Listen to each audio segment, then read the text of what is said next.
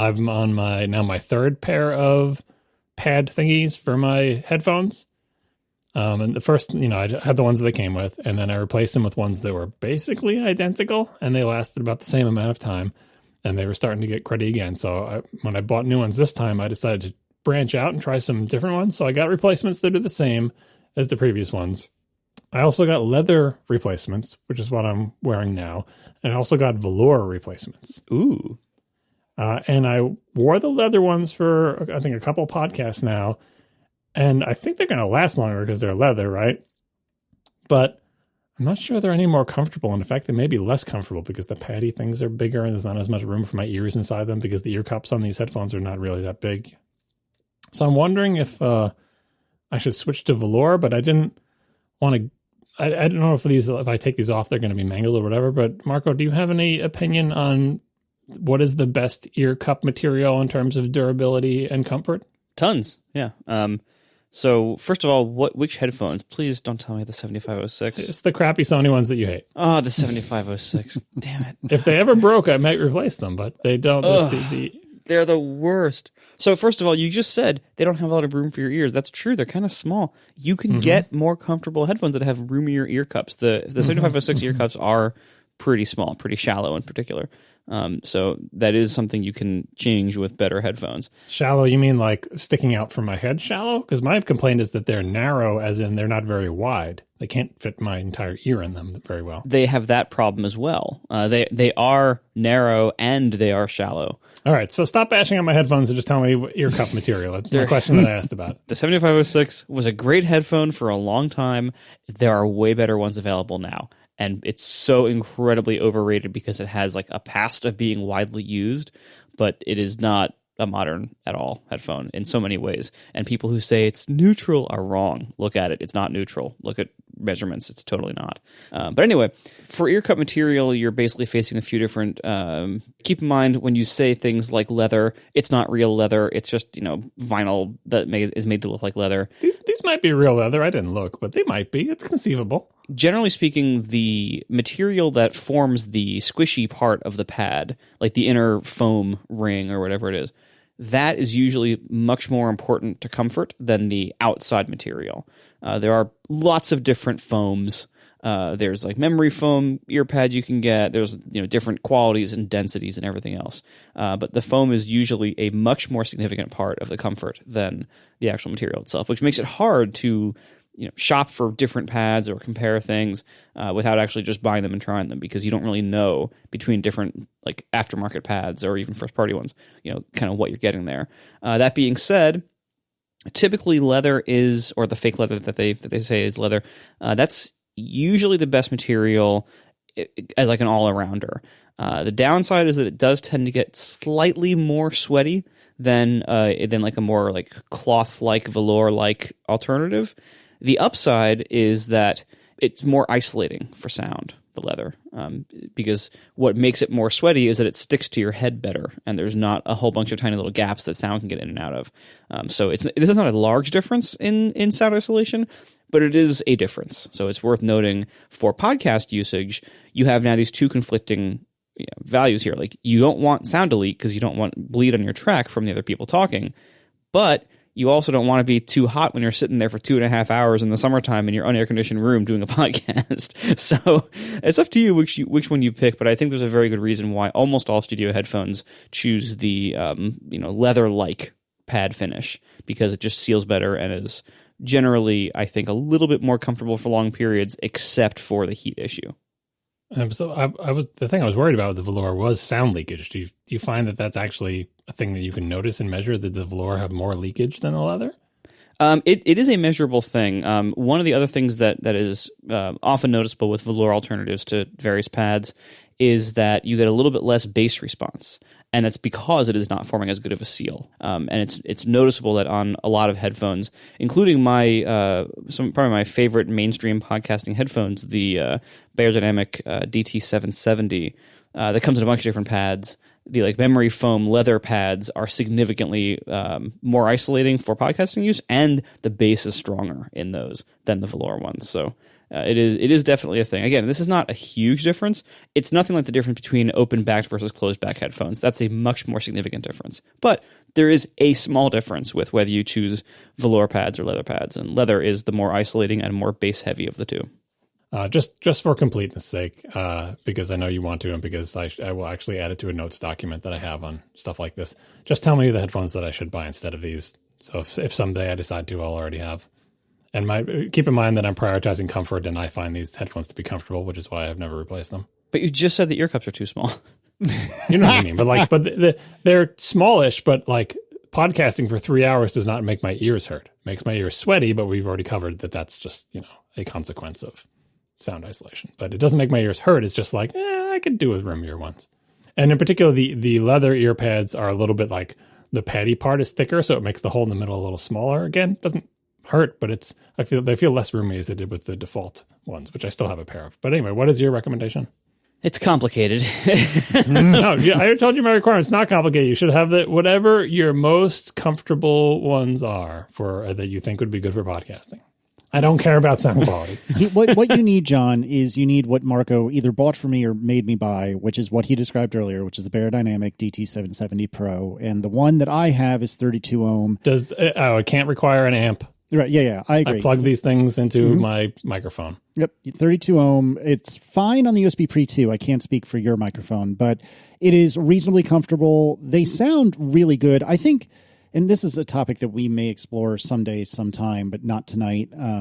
But I think that I prefer a comparatively boomier headphone than Marco. That is not to say I want like these stereotypical Beats, you can only hear bass, but I think that I prefer a more bassy sound than Marco does, which doesn't make him wrong, doesn't make me right. It's just our personal preferences. And these headphones actually are really good in my perspective for music, but they do tend to be a little tinny. However, for podcasting, I think they're excellent. I cannot recommend them enough, and they're not extraordinarily expensive. They're like $150, which is not cheap, but not that much more than what you got already. I read too many Marco headphone reviews when I can spell Beyerdynamic correctly on the first try. So yes, what you want for your preferences for no amp and general comfort for podcasting, you want the DT770 32 ohm. It has Pro in the name somewhere. I don't know. Anyway, that's what you want. It's currently $160 on Amazon. That's about where it usually hovers. I will say there are three other considerations for the listeners. Number one is these are not neutral sounding headphones. You have to know that going in. They have kind of like what people would call like a V-shaped sound. Like if you look at an equalizer, it kind of forms a V. Like the bass and treble are slightly boosted from neutral. So it's a fun sound. It makes music sound good, but the bass and treble will be a little bit higher than like a flat response. Although, it's complicated. Nobody actually wants a flat response. It sounds terrible. But anyway, that being said, other things to consider are with this particular headphone, most of the sizes, although not the 32, come with velour pads. The 32 comes with fake leather pads. The 250 ohm one, if you have the power to drive it, I actually prefer that one because it has a coiled cable. Oh, no. See, I don't think I would like that. Oh, no, I have the coiled cable, and I like that. Yeah, for a while I thought that coiled cables were bad, and then I switched to straight cables. And the problem with straight cables is that you have all this excess cable flopping around as you're podcasting. Mm-hmm. The coiled cable is actually more convenient, even though it seems like it would be clumsier.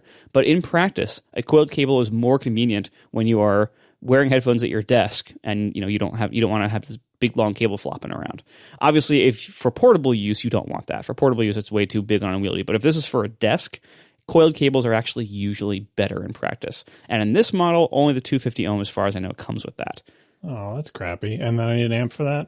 If you want to really crank up the volume and blast out your ears with music from like an iMac, maybe, but it's not super hard to drive. It's all right. So I would consider trying that first. The downside of that is that it's called the same thing, 770 Pro 250 ohm. It's like MacBook Pro parentheses 2012. Yeah, exactly.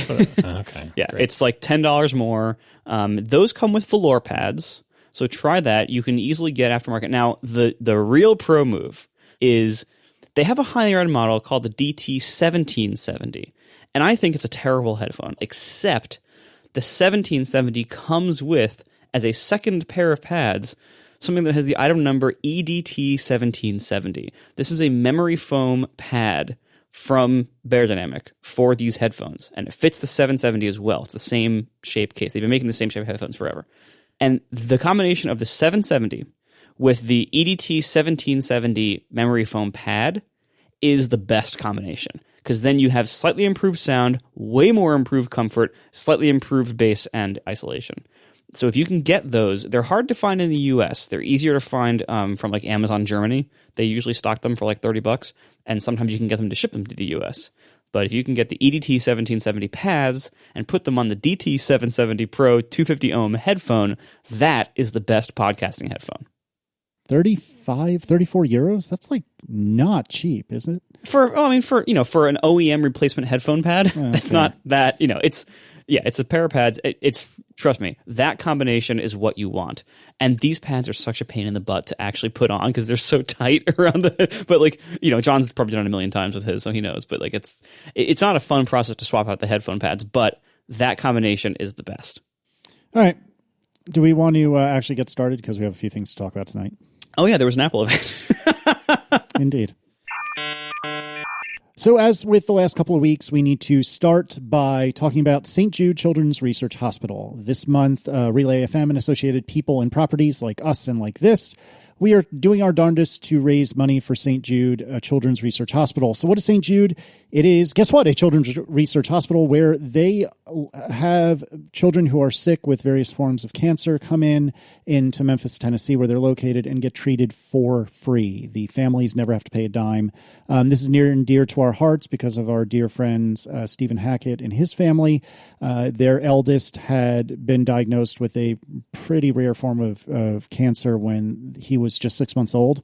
And he's, 10, 11, something like that now? And that is expressly because of the work that St. Jude did and the literally millions of dollars of treatment that they got for free. Now, in order to provide that treatment for free, that means that money needs to come from somewhere. And hey, guess what? That's you. So if you have even a couple of dollars to scrape together, especially if, as Marco likes to point out and will probably repeat, if you're, spending a few hundred or a few $1,000s on Apple products these days, maybe you can throw at least a little in the direction of St. Jude. So please go to stjude.org/ATP. That's stjude.org/ATP, and throw them a little bit of money, or a lot if you can. And speaking of a lot of money, there's been a new development. John, can you tell me about this? So in the grand tradition of our listeners making fun of Casey for his typo, trying to enter the name to which his contribution would be attributed, we have a new champion. I think this means, according to Casey's rules last week, that this is Casey's new favorite listener. Is that right, I think Casey? That's right. I think that's right. That's correct. Sorry, James Neal. You are now the second favorite listener of Casey. I think anybody who achieves the top of that list at any time is one of Casey's favorite listeners. True, actually, that's very true. But somebody, now here's what they did. We said last time, look, if you just go $1 over, you'll be the top of the leaderboard, right? And the previous total was $6,668, right? So they could have done $6,669, nice, and gotten to the top of the leaderboard, but they didn't. Doug is obviously a huge fan of the original line of PowerPC Macintosh computers, and he contributed $7,100, picking the middle of the road there. It's not the 8100, which was the big expensive one. It's not the 6100, which was the pizza box. It's the 7100, and the name that Doug put, he wrote in Doug for Steven Star Mike. Well done. Nice. Well done. Very, very nice. So great job, Doug. You knocked off that possible hockey player to just put plain old Doug, PowerPC 7100, PowerMac 7100. Good job. Now, but it does make it harder for everybody else, because now if you just do $1 over, he did a big jump there. So now you got to do $7,101. And don't think time has run out, because Relay's having their podcastathon on September 18th. That's right. So as you're listening to this, it will probably be tomorrow. It is Friday the 18th, and shoot, I don't have what time it starts. I want to say it's 2 in the afternoon. Yeah, it's 2 to 8, 2 p.m. to 8 p.m. Eastern, U.S. Eastern time, I believe. They're shooting for their goal to reach $315,000. So please give any amount that you can. Give $1, $5, $10, whatever you can possibly afford. And if there's one other person out there who, like Casey's favorite listener, Doug, has a whole bunch of money and says, you know what? I'm going to help save kids with cancer. Go for it. $7,101. The leaderboard could be yours. Yep. And Doug, if you're listening to this and want to email me a picture of your receipt or something, so I know, because you didn't specify which Doug you are. You just said Doug for Steven Star Mike. So if you can prove to me that you are the one and only Doug, I will send you a smattering of ATP stickers that are not otherwise for sale. So please reach out if you can. But no matter what, stjude.org/ATP. Please throw a little money their way if you can. All right, we got some follow-up that I don't care about, but I'm told we have to do. So, John, take it away.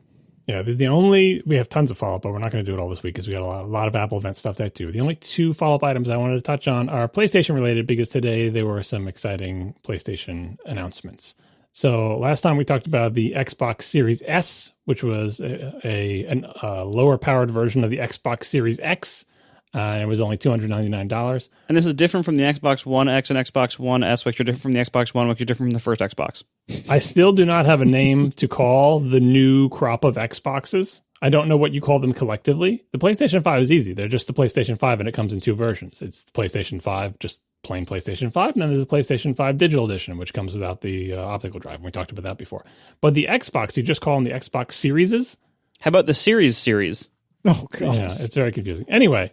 Sony had a little reveal today, and they announced their pricing and ship date and order date for their computers, for their consoles.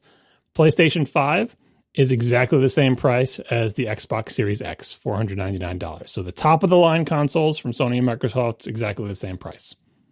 That was a relief for everybody because people were afraid the PlayStation 5 was going to cost $600, but no, they exactly matched. Here's where it gets super interesting. The PlayStation 5 Digital Edition, which is the PlayStation 5 without the optical drive. We talked about last time, and I made the Arrested Development joke that many people didn't get, but a lot of people did. What could an optical drive cost? Honestly, at wholesale prices for Sony, putting in even a 4K, Ultra HD, whatever Blu-ray player, that's not really an expensive part. And all of these sort of decoding guts are already there. You're already paying for them. The PlayStation has the power to do all that, right? So it's really just the mechanism, the thing that spins your optical disc and reads it with a laser, right? And we're like, well, maybe the digital edition will be more expensive if maybe it has like tons more storage and the SSD is twice as big, so it will be the more expensive model. That would have been ridiculous, but I would have been excited about that. But if it's less expensive, how much less expensive could it be? If they just take off the price of the parts, it'll be like $20 cheaper or something, or $30 cheaper, right? Why would they make it any cheaper? Like they're just cutting into their own margins. Well, the PlayStation 5 Digital Edition is $399, $100 less than the PlayStation 5. And I'm pretty sure that in no universe does that optical drive cost Sony $100 to put in there. Maybe I'm wrong. Maybe someone would come and say, you don't understand the special dilithium crystal inside the Ultra HD Blu-ray player is very difficult to mine from asteroids or whatever, and that's why it's expensive. But that was a Star Trek reference, John. I'd like my credit, please. But it seems like that Sony has aggressively priced the digital edition and here's why. And here's why the matchup is interesting. We talked about how the Xbox Series S is attractive because it's $299, and that is a great entry price for a next generation Xbox console. But it's less powerful than the Xbox Series S. It has half the onboard storage in its SSD, and it can't do 4K. It only does 1440p. Everything else about it is the same. It plays the same games and everything, just plays them at lower resolution. So if you have a 4K TV, the Xbox Series S will be playing them at 1440p and then just upscaling them to 4K. And also doesn't have an optical drive, yada, yada, right? So half the SSD space is a big deal because it doesn't have an optical drive and you can't play at 4K, right? But hey, it's so cheap. The PlayStation 5 Digital Edition loses nothing over the regular PlayStation 5 when it comes to playing the games. The only thing it doesn't have is an optical drive, and that's only used to copy the game off of the optical drive onto the SSD. After that, the optical drive is pointless. And I suppose, yes, you could use it as a movie player or whatever, but anyway, the PlayStation 5 Digital Edition plays everything at 4K, has all the same features as the PlayStation 5, and it's $100 less. So now, if you're looking at this, it's not so easy to say, well, the Xbox is cheaper, but the PlayStation, maybe I like the games for it or better. Yes, it is $100 cheaper, but that's not the good Xbox. The PlayStation 5 Digital Edition, I would say, is the good PlayStation 5, because who wants optical discs, right? It has the same SSD space, it has the same power, it has the same resolution, same ports on the back of it, same everything, for $100 less. So what you're saying is they're including marginally less in the box and giving considerably more savings to the customer. And more importantly, you don't have to make this decision at purchase time of like, am I okay with not having 4K? Right? Am I okay with having half the storage space? You don't have any sort of these trade-off decisions. Literally, the only decision is, do I care about an optical drive or not? And if you don't get it. Because like I said, the only purpose of that optical drive is if you want to use it as a Blu-ray player, which some people do, fine, then you can use it as a Blu-ray player. And if you just want to buy physical games for whatever reason and stick them in there, and it'll just copy them off of the optical disc onto the SSD. Because you can't play games off the optical disc. You play everything off the SSD, like all modern consoles, right? So the optical disc is just a way to get the bits from the game maker to you. And, I hate that. I don't use optical discs at all, right? So you have the choice, but you don't have to make any trade-offs about performance or storage. Whereas the Xbox Series whatever, you have to say, do I want the good one that has twice the storage and plays in 4K? Or do I want the bad one that has half the storage and plays in 1440p? And that's another $100 decision. So I guess what it comes down to is if the market for next-generation consoles really is price-sensitive, the Xbox could come out ahead because it's $100 cheaper just to get in on the ground floor, and it can play all the same games. And maybe you don't care about 4K because who cares about 4K, and it upscales anyway, and you'll never notice, right? But if gamers are the typical spec-driven gamers, they're going to look at the Series S as the sort of lesser product. It's weaker. It's not as powerful, which historically has been poison in the sort of specification-driven world, especially of next-generation launch consoles, where everyone cares about is it powerful, before there's any games for it that anyone cares about it, they just want to compare specs, right? But it's so cute. Yeah, I mean, yeah, that's the second thing. So this will be interesting. The launch date, it's launching on November 12th, which is 2 days after the Xbox, and pre-orders begin tomorrow as we record this. So pre-orders begin September 17th at selected retailers, but they won't tell you what those retailers are. So tomorrow will be fun. GameSpot already accidentally put up their order page and then quickly took it down or something. I don't know. I'm going to try to pre-order. And as for things being cute, now that we have the official specs of the PS5, we can confirm what I mentioned in the last show, that PS5 is huge LOL. It is the biggest console you've ever seen. There's a good article link in the show notes showing the sort of width, height, and depth as compared to a bunch of other consoles that you may recall being very large, including the original Xbox. The PS5 dwarfs them all. It is massive. We are sponsored this week by Stripe. Now, in June, we launched ATP memberships, and this is all powered entirely by Stripe Checkout and the Stripe billing portal.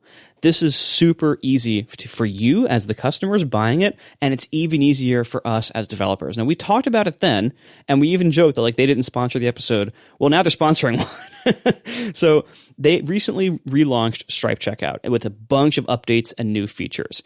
And, these days, there's a whole lot of complexity and high customer expectations to implementing good payments. You want people to be able to pay easily from their phones or from any device they're on. You want to support all different payment methods around the world. There are certain complicated authentication mechanisms like 3D Secure that you probably need to support as well. The BACS or BACS Direct Debit or Ideal, which a lot of European customers prefer. There's all sorts of stuff around the world that you need to deal with, and Stripe Checkout includes all of this right out of the box. It's a pre-built, hosted payment page optimized for easy payment and high conversion rates. There's all sorts of new features always being added. They recently added address autocomplete, coupon code support. You can, of course, customize Stripe Checkout with your own branding, your own logo, and colors. They support customers all around the world with 135 different currencies, all automatically localized with languages and currency support to wherever your customers are, and it'll automatically surface whatever payment methods your customers will probably prefer or that their devices support. So, for instance, it automatically detects Google Pay or Apple Pay, or depending on the region, it'll offer different bank methods. You can use Checkout for one-time payments, or you can do what we do and use it for subscriptions. It's super easy. We also have the Stripe customer billing portal, which allows you to do all sorts of stuff that I'm so happy I didn't have to build, like changing an expired credit card, or dealing with a payment failure, or managing whether your subscription will renew at the end of the month or not. All of this is taken care of with the Stripe billing portal. They have a great roadmap over there too. They're always rolling out new features. Card validation logic just rolled out. And, if you had to do this on your own before, which I have before, it's so much code. It's so complicated. It's so much easier to use Stripe checkout. It took us like 2 days to build the entire system with all the customer support, all the payment support, everything. They have great API, great documentations, and we just saved tons of time. Check it out at stripe.com/checkout. Learn more there if you need to build any kind of payment system. Stripe.com/checkout. Stripe built checkout so you don't have to. So there was an event this week. As we record this, it was just not last night. It was just yesterday. We have an Apple event. And do we want to cover any of the meta stuff, whatever you want to say? Meta? First, meta. Do you want to cover that first, affluent, or do you want to just jump right into the devices? I think we could just jump straight into the news because from a meta perspective, this was very much like their other COVID time presentations where it's a well-produced video that features the Apple campus and has people standing in nice places and saying things. Well, I will say one small note here that I noticed, it was nice, to see hi, this is Tim, in his natural habitat. But it kept transitioning between Tim and Jeff Williams, and they're boring presenters. Let's be honest, whatever personality they might have in their private lives does not come through on these videos. And so I was kind of disappointed every time they would transition between them and they would breeze by Federighi. And I'm like, oh, no, have him talk. Oh, he's gone. Yeah. It was like a tease. I want to hear from Craig. He's a good presenter. He's entertaining. He makes dad jokes. I want to hear. And oh, no, he's not in this one, really. He's just, Craig is basically a prop that they breeze by sometimes. And I was kind of disappointed by that.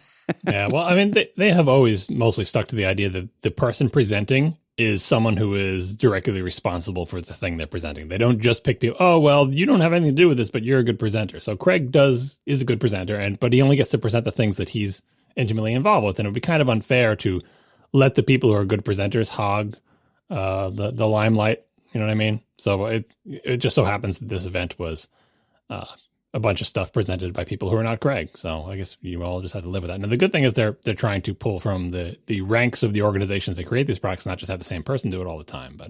And many of their other presenters were very good, I thought. But yeah, I'm so bored by Tim and Jeff Williams because they're just not charismatic presenters at all. But fortunately, the other presenters who weren't them were very good.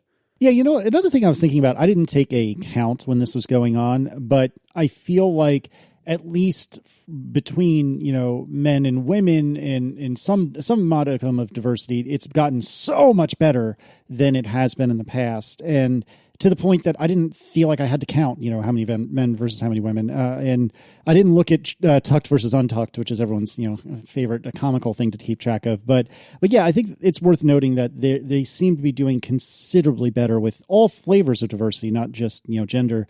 And it's not the obvious glaring thing it was just a couple of years ago. And I think that should be applauded as well. And it's been like that for a little while now. Well, you should probably have counted because as with all these things, what was the famous study of when they had men and women talking to each other and when them talking in a group, and when the men estimated that the women had been talking 50% of the time, they had actually been talking 20% of the time. No, that's fair. That's fair. Or the other cliche is, when you're used to privilege, equality feels like oppression, right? When you're used to just being a bunch of white guys, you're just like, oh, I saw one or two non-white guys. That's about 50%. It's actually not 50%. And that's why it is still important for someone to at least still be counting. And not being like, yeah, no, they're fine, right? They weren't all white guys. Everything's good. It's like, nah, not quite.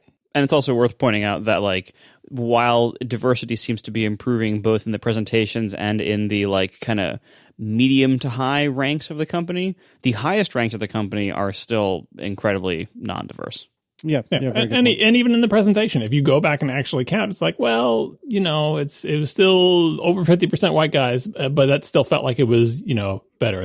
What I'm saying is it's not mission accomplished. So Apple continues to make very slow progress in this area. I mean, we applaud their progress and we cheering them on to do better. Fair enough. All right. So Apple Watch Series 6, I came into this feeling like I don't think I want to upgrade. I believe we talked about last week that the battery on my 40 millimeter cellular Apple Watch Series 5 has really been hurting, more so than I remember any of my other Apple Watches a year in. It is not unusual for me to get a 10% power warning at like mid-afternoon, which is very odd. I can't tell if it's just that the software has convinced itself that the battery is in worse shape than it really is, because I'll say, I don't want to go into low power mode, just continue on until you die, and it'll last like another couple hours afterwards. So I don't know, maybe something's a little wrong there, but nevertheless, outside of the battery problems, I don't think there's anything I really want my Apple Watch to do that it isn't already doing.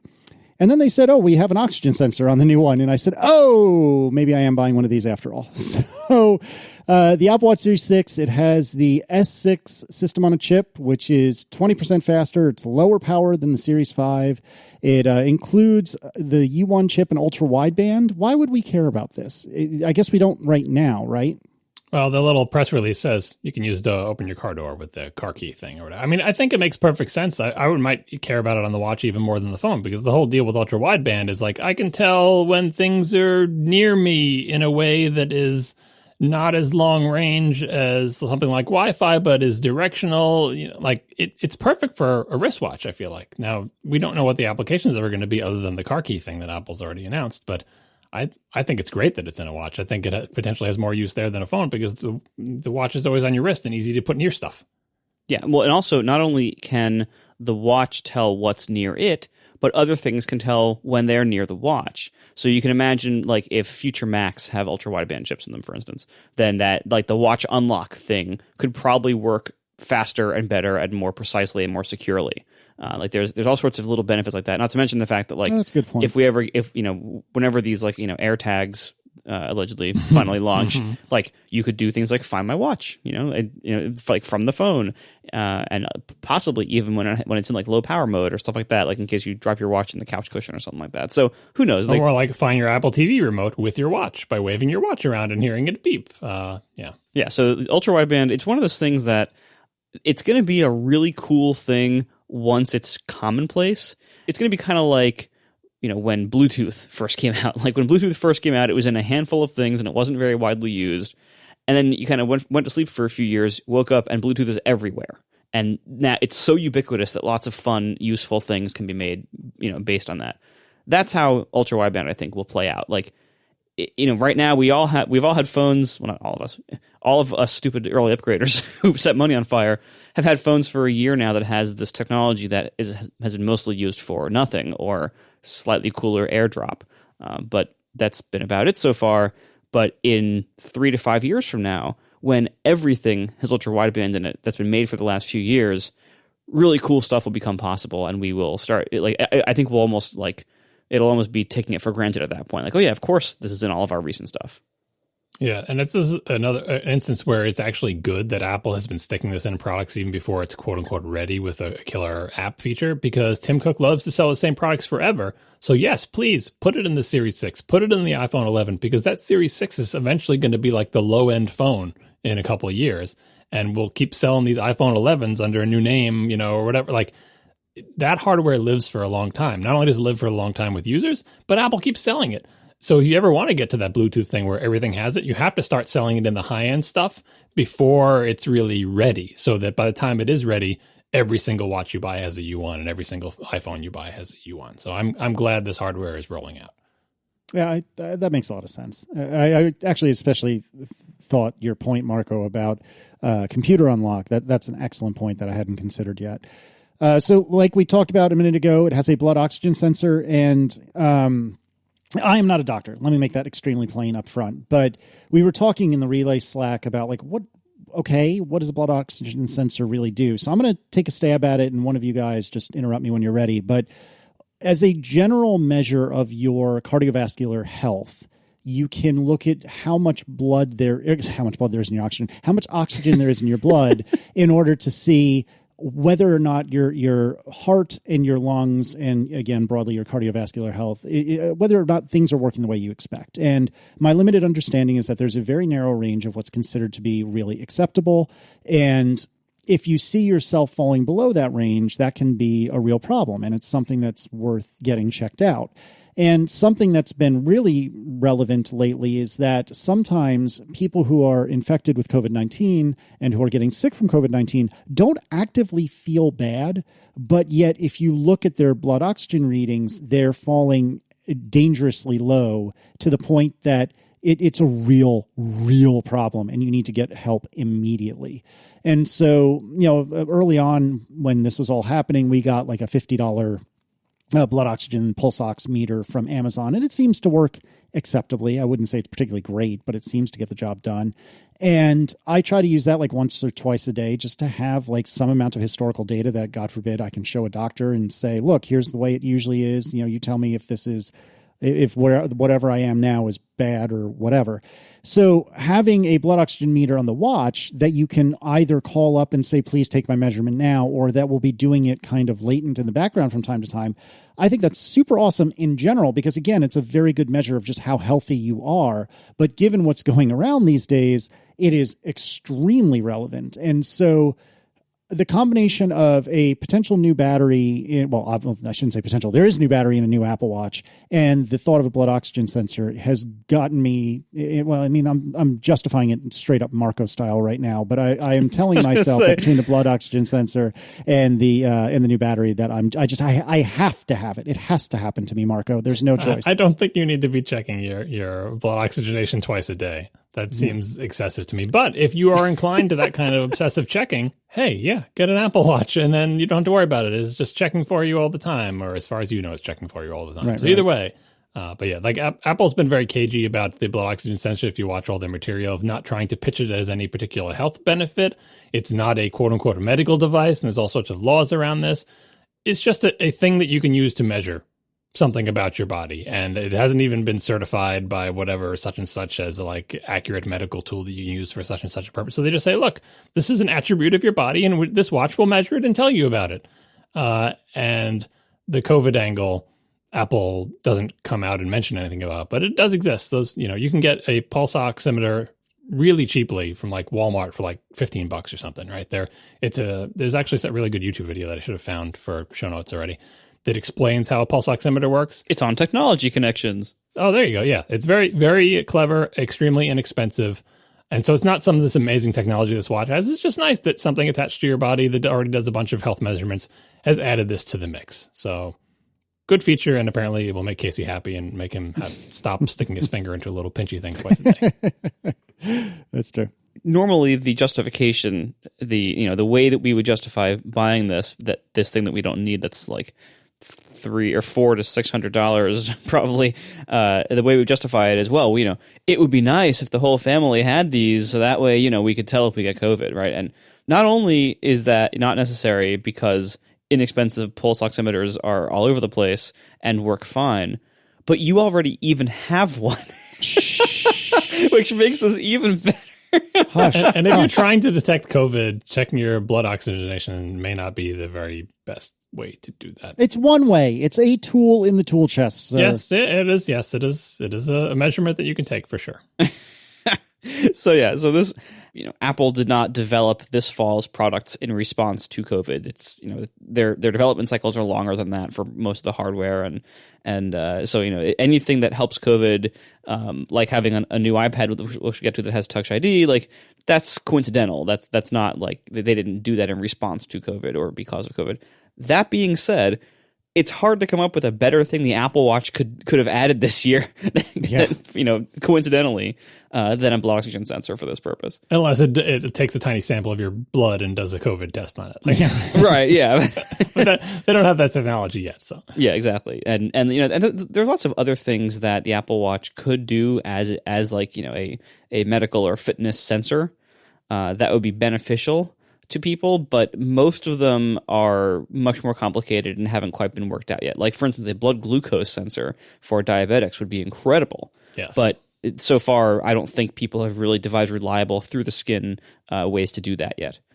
So that's like they keep. I think Apple has been doing a lot of research in that area, and other companies have as well. But I don't think that kind of thing is ready yet. But whereas blood oxygen concentration is doable fairly easily from above the skin, And so that's something that, it makes total sense why they added it.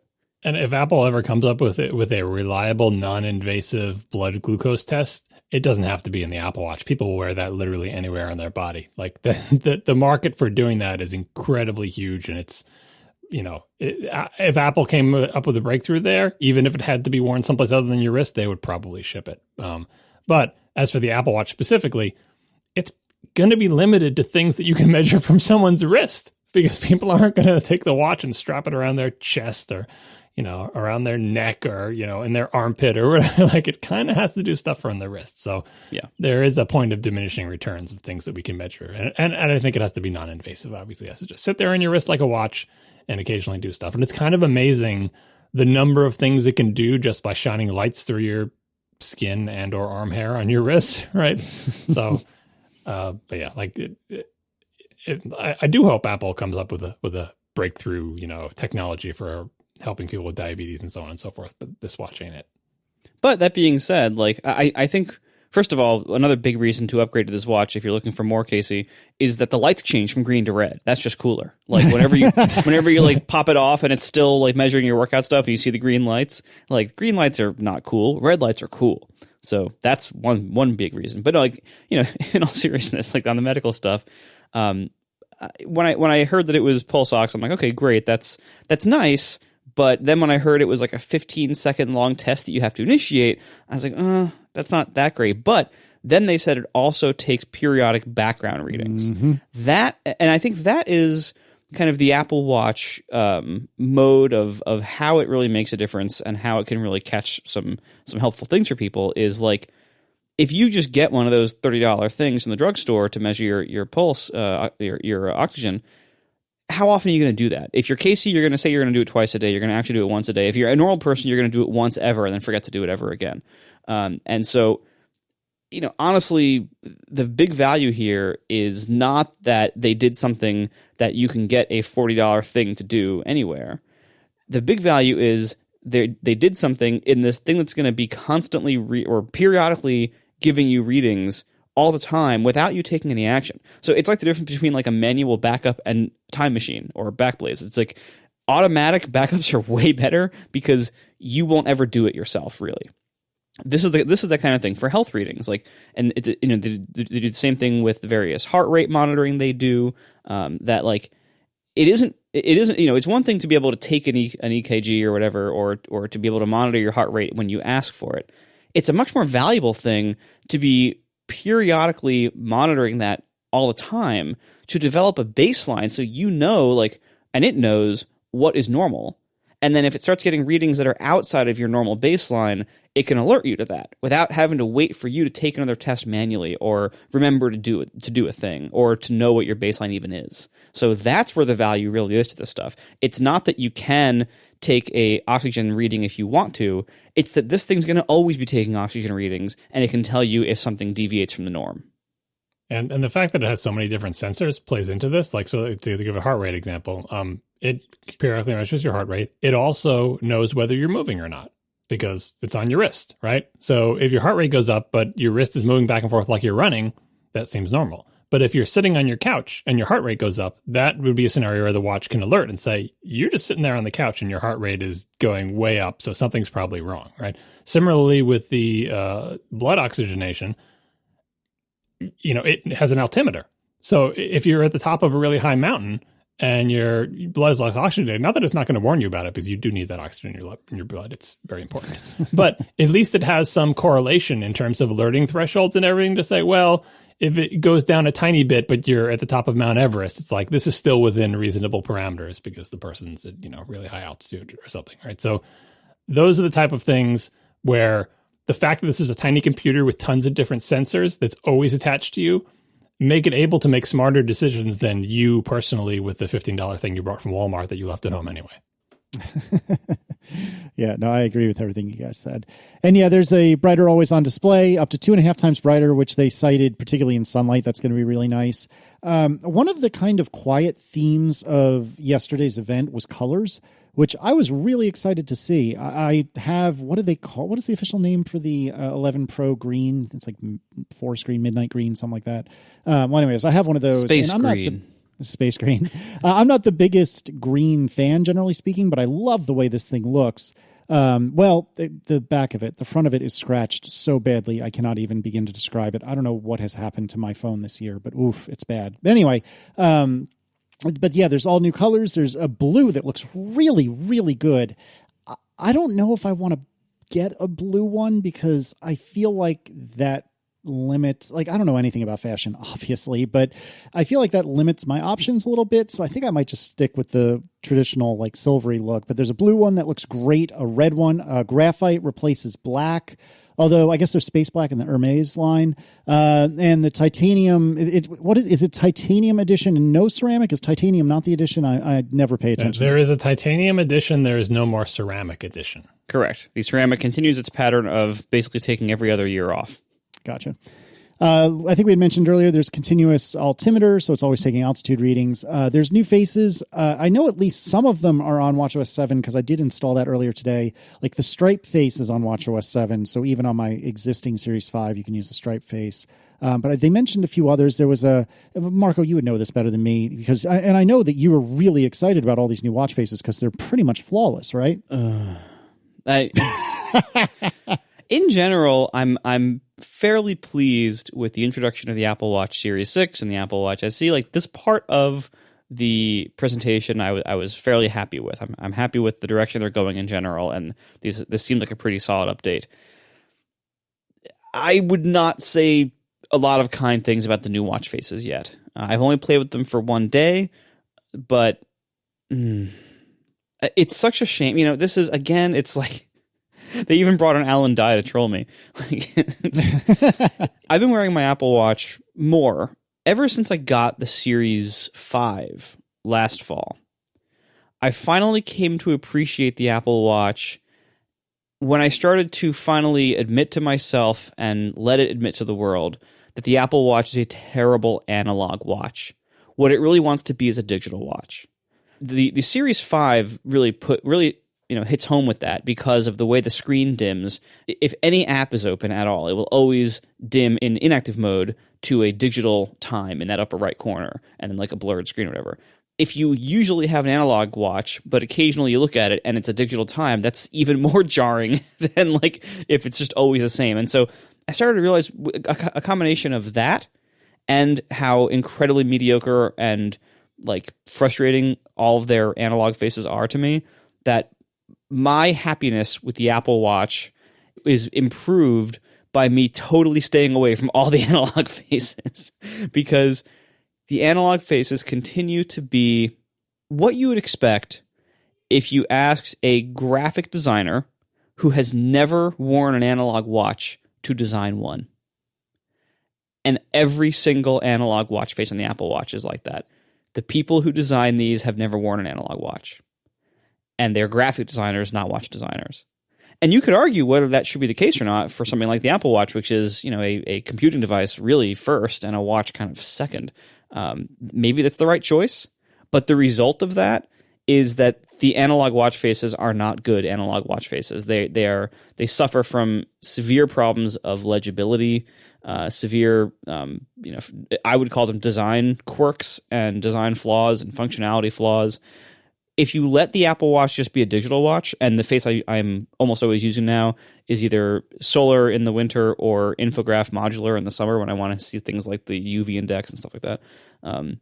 If you just let it be what it really wants to be, which is a digital watch, it's a much happier experience in a lot of ways. So I've been using it that way. So all of these new analog faces, I went through them today. I tried coming up with good combinations. I was unable to, so I'm going to continue to have it be a digital watch for me, and I wouldn't say I'm happy with it. I don't look at my digital watch with my infograph modular face and say, "Wow, that's a nice looking watch," but it is functional, and that's the role digital watches have always had throughout history, is like, you know, prioritizing function over beauty, and that's what the Apple Watch continues to do. So now that I let it be that, I'm more at peace with how incredibly mediocre to bad all of the analog faces are. How do you really feel? I like stripes in principle a lot. So this is this is where you can select, I think, anywhere between 3 and 9 stripes. You can select what color each of the stripes is, and then you can select like an angle that the stripes are oriented as. I really, really dig this in principle because it kind of gets you the ability to show some amount of pride in perhaps your country, if you're not American, in your particular sports team that you enjoy, or sports. Just sports, or whatever, I don't know, colorful thing you could make like an M logo out of the stripes watch face if you still believe you can match your outfit. I think that's the main one. Yeah, that's true too. If you're color coordinating, you color coordinate your watch band. Now you can color coordinate your watch face, which is what one of the things that Mark always talks about with his anger at the watch faces. Something you can't do with a real watch is change the color of it. But if you have a digital screen, you can. So why not make that an option? And I think with the ability to save watch faces, if you spend the time to make a watch face that perfectly matches one of your outfits, I think you can just save that off. And then the next time that outfit comes up, just swipe over to the pre-made watch face for that outfit. So it is time well spent if you really want to color coordinate. And especially if you have a huge collection of bands that also match your stuff, it seems pretty cool to me. Yeah, and I will say the bands, we have yet to see any of these in person yet, of course, and the current status of the world is going to make it difficult for a lot of people to see any of this stuff in person for a long time. But I am cautiously optimistic about these new bands. The direction they're going with them looks really good to me. The Apple Watch has always excelled in having really good bands, like not relative to other Apple devices, not relative to other fitness trackers, but relative to the entire watch industry. Apple Watch has had some of the best bands in the industry. And so this new type of band is basically the stretch band, coming in both the like a braid finish or just a rubbery finish. I'm looking forward to that. I did I printed out the thing. I ordered myself a white rubber one because that's my band of choice. Because I really am curious. I think I'm a size 7. We'll find out. There might be some returns happening. We'll see how that goes. But these are probably going to be really nice. There is a slight annoyance if you've never been an Apple Watch owner of a strap that can't lay flat. It is less convenient. Straps that lay flat make charging much easier because you can just have the charger sitting flat on a desk or on some other flat thing face up and just stick the watch down flat. When you have a band like these that can't go flat, it's more annoying. You got to have either some kind of stand that has like a flip up or right angle thing, or you got to kind of just manually stick it on every time, like lifting up slightly. So that's kind of annoying. But otherwise, I'm looking forward to trying these out. And yeah, and I'm honestly also kind of curious about the new leather link. I don't think I have much of a need for a leather Apple Watch strap, but the old leather loop was something that always felt way worse than it looked. It was very hard. It almost felt like a plastic link bracelet.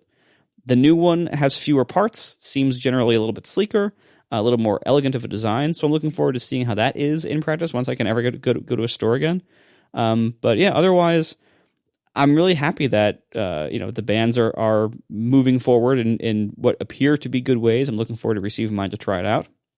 And finally, before we get off the subject of Apple Watch aesthetics, I am very happy to see these new colors too. You mentioned, Casey, there's a blue one. There's also a product red one for the first time. You mentioned the graphite steel, which kind of replaces the space black in all but the Hermes line.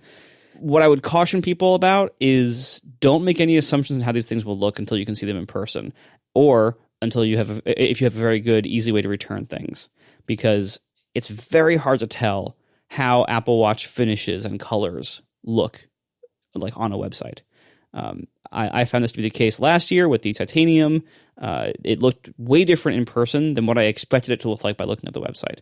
And I expect that same thing to happen again this year with like the new gray color of the steel, and probably also with the blue and red aluminum.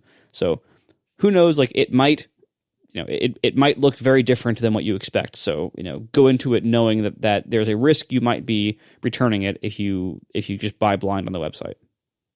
Speaking of returns, like the solo loop things, we'll put a link in the show notes to the PDF, the sizing thing, which they do as good a job as they can for a thing that you print out to size. Like it's got a little square on it where you can put a credit card, and basically says if your credit card fits exactly in the square, you printed it at the right size, which is much easier than trying to get people to measure things with a ruler. and you cut it out and you wrap it around your wrist. But man, for a stretchy thing, it's like, okay, well, this little thing you put around your wrist can measure how big your wrist is, but the paper is not elastic. So how firm do you want it to squeeze, right? Maybe you would actually want a smaller size because you need it to be grip tighter. Maybe you want a higher size because you want it to lose. So this, you really, really would like to try these things on in person, but COVID, so it's not that easy. So Apple usually has a pretty good return policy, but it is kind of a hassle. The other thing about the Solo Loop is that, as I tweeted when they were announced, they look a little bit like an arm hair menace to me. Like, I do not relish the idea of trying to squeeze one of those things over my very hairy arms, especially the rubbery, grippy ones. And speaking of that, we haven't talked about pricing yet for any of the things, but the Apple Watch itself is $399, which I think is unchanged from the last top of the line Apple Watch, right? Series 5. That's right. Yeah. Starts at, because they go up and up. Anyway, the Solo Loop, the rubbery kind of looks like the Sport Band Solo Loop thing, is $50, which is, it's no more highway robbery than the Sport Band being $50 is, but it is what it is. If you want to get a cheaper one, I'm sure there'll be clones on Amazon shortly. The braided Solo Loop is $100, and I was like, what? What is it braided from? Rapunzel's hair? I don't understand how this thing could cost. A, how it can cost $100, and B, how it's twice the cost of the rubbery one. I guess it costs money to have tiny nano machines braid them for you. I don't know. Apple must be making a lot of money on these. And I understand they're, like Marco said, they're high quality, they're good, and I agree they are really cool, but it's like options on a Porsche. It's where the real money is made. They sell you the watch for a pretty good profit, but the profit on these straps must be ridiculous. Anyway, Series 6 looks like a good update. Nothing amazing. I haven't been keeping up with the Apple Watch world, but before this keynote, I was actually kind of hoping they were like, maybe this year they'll surprise us all and say, the Apple Watch now looks totally different, but they didn't, and it doesn't. But it's still a good product. Yeah, this is definitely an incremental update. This is not like oh my God, you have to rush out and buy this. It's amazing. Like, it's not one of those years. This is like, if you're into the idea of getting a new watch, or if your current watch is, older and dying, or the battery's not lasting long anymore and you want a new one, this looks like a great update. I'm personally very excited about the brighter dim mode of the screen in bright sunlight. That is something that the Series 5, for all of its wonderfulness with having that always on screen, I have wished for it to be a bit brighter in the sleep mode in sunlight. I have frequently this summer run into a time where, like, I would glance at my watch in the sun and it would actually be kind of hard to read the time until it activated. So that should be nice. Otherwise, I know it's a frivolous thing. Like, I don't need this. I'm not going to even try to justify it. I have no justification whatsoever. I'm just getting it because it's a fun thing and I like it. Yeah, I'm probably going to order one the next day or so. Of course I don't you even are. know, are they shipping? Let's see. Order today delivers September 30th through October 2. So not that long from now. Yeah, as usual, it depends on which combination you get. Many of them don't ship until October or November. Some of them ship still on Friday, I think. Yeah, fair enough. You two are not getting, though? A power adapter with your Apple Watch, because yes, Apple says that the Apple Watch does not come with, and if anyone doesn't have an Apple Watch, this is what they're not including in the box. So they're still including the little thing that smacks onto the back of the watch that charges it and then has the little cord snaking from it. But the thing that cord plugs into, they used to give you this tiny little thing that was very, very small, and it plugged into an outlet, and then it had USB-A on the other side. I don't know if they switched them to USB-C, but whatever. There is a USB-C one available, but I think the one that comes in the box is still USB-A. Yeah. So it was just a thing that plugged into the wall, and it was as small as it could possibly be, and then you plugged a USB thing into it, right? That little tiny thing that plugged into the wall is what they're not including. And in the presentation, they said, we're not including this because it reduces the carbon footprint. Lots of people have places where you can plug any kind of USB thing into. Why do we need to give you another one? A lot of people just chuck these away, which makes perfect sense. They pitch it as it's the equivalent of 50,000 cars being removed from the road per year for Apple not to ship these things. Because Apple's scale is very large and they sell a lot of Apple Watches. That's a lot of, waste and, carbon emissions saved. So good for Apple. I think this would have been an absolutely 100% clean win if they said, we're not including the power adapter. Of course, you can buy power adapters separately. You probably shouldn't buy them from Apple, but you can buy one of these for a couple bucks at like a gas station, right? It's not, it's because it's the lowest voltage you could possibly imagine. Like to charge your watch, you don't need a high powered. It's just literally anything you can plug USB-A into. You're fine, right?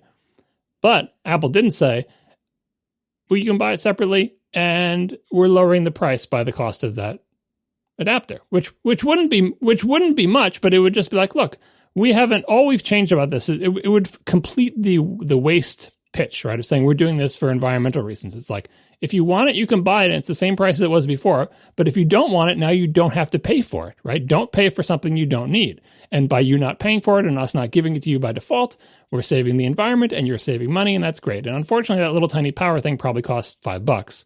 Not from Apple. It costs $19. Right. But I mean, for Apple, like Apple's cost to make that little thing is whatever, $5, $10, whatever. Knock something off the price. Instead of making it $399, make it $395. So that $5, that was the power adapter. And then people can say, clean win.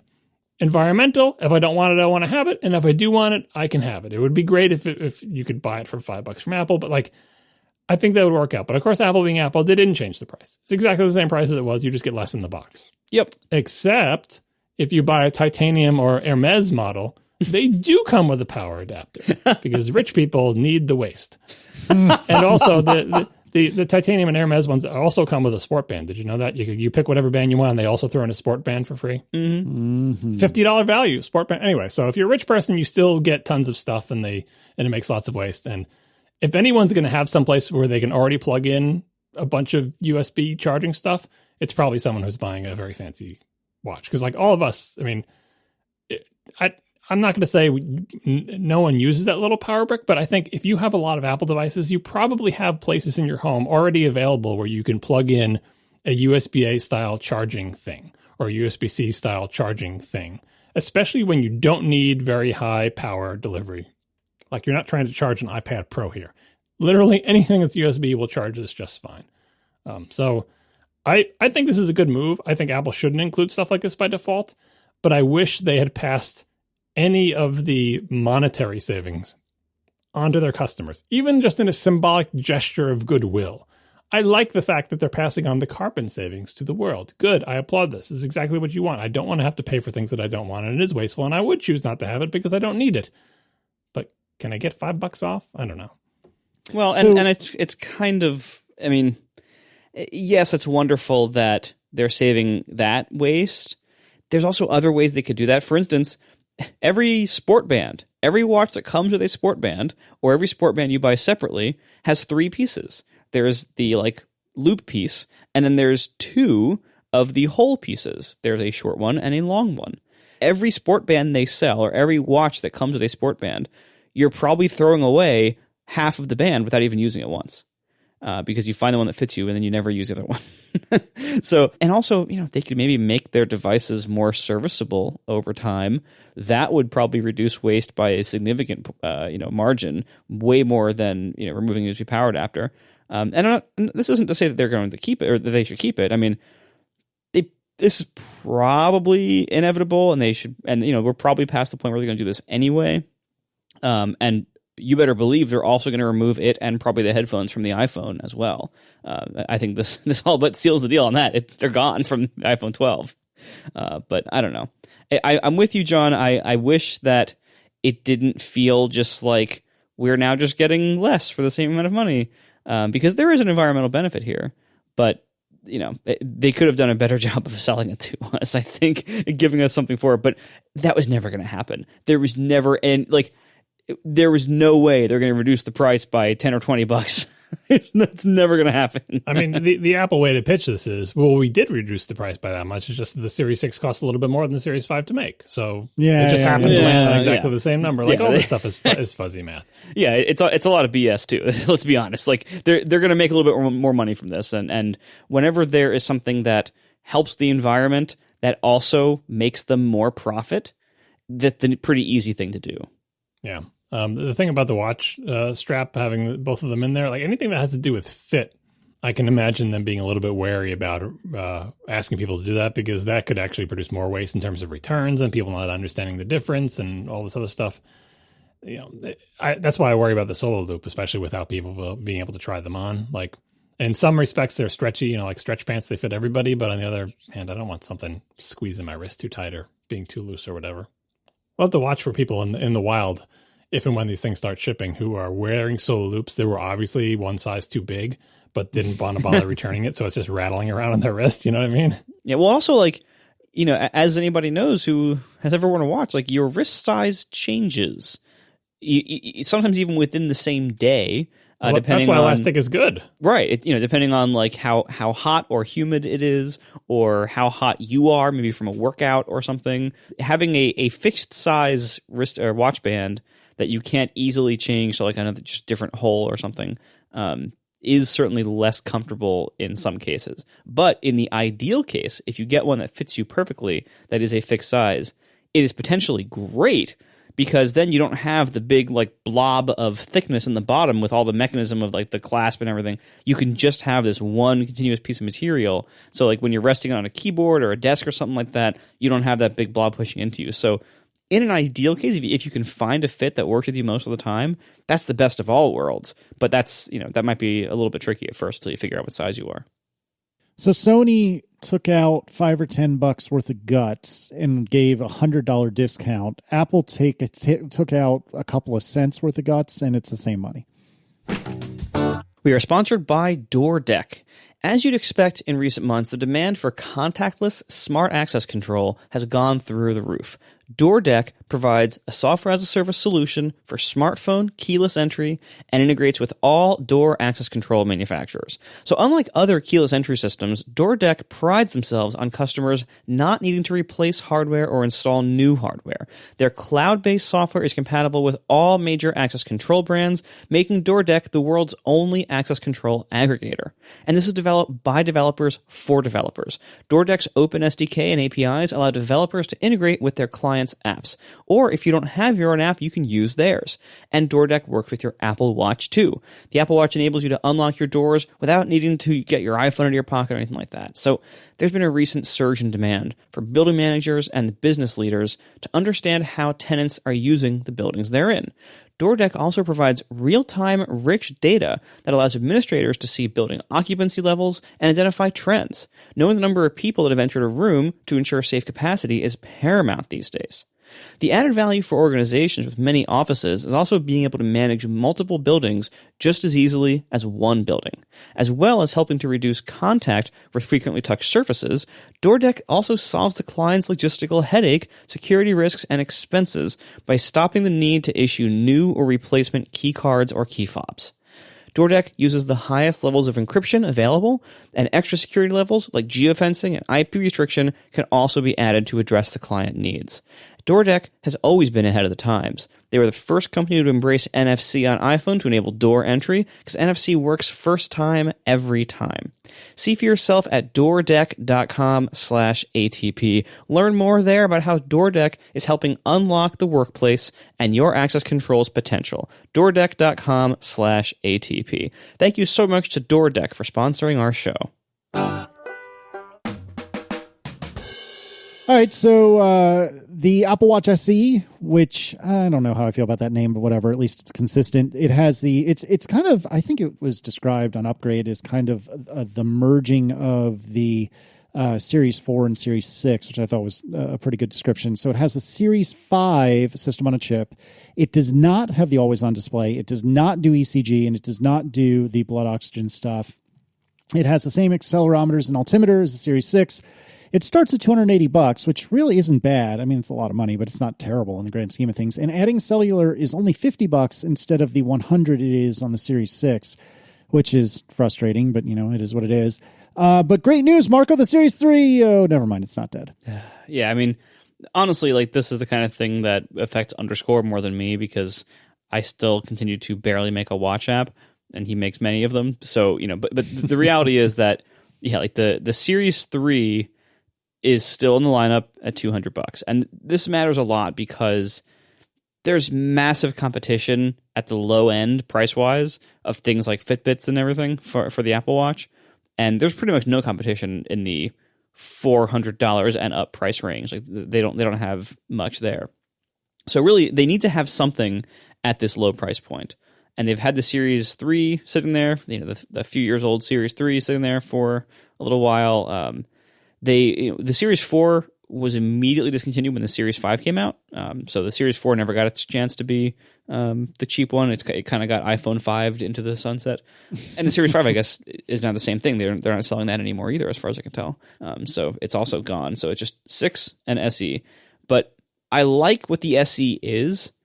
I wish it was cheaper so we could get rid of the Series 3, because the Series 3 is not only the last 32-bit device in Apple's lineup, but it's also the last of the Apple Watch old screen size and old screen shape and old complication type and everything else. So the sooner we can get rid of the need to support that as developers, the easier certain stuff is on the Apple Watch. That being said, that's like saying as you're walking through hell, the ground could be a little bit smoother. Like of all the various hostile bits of developing apps for the Apple Watch, dealing with those small screen sizes or its 32-bititude is not, it doesn't really compare to all of the other incredibly rough edges and hostile environment that it is. So it would be easier for developers if that Series 3 went away earlier rather than later, but it's still not going to be a great platform to develop apps for, if I'm honest, and it's not going to make it that much easier. So it isn't nearly as hard to support that as it is to support small iPhone screen sizes, for instance. Anyway, that's it. From a product perspective, I think the Apple Watch SE is a good idea. We actually ordered one to try to be our kids' first Apple Watch, because I'm much more excited about this family setup thing. Mm-hmm. You can basically have an Apple Watch that is set up and paired to your iPhone for somebody else in your family.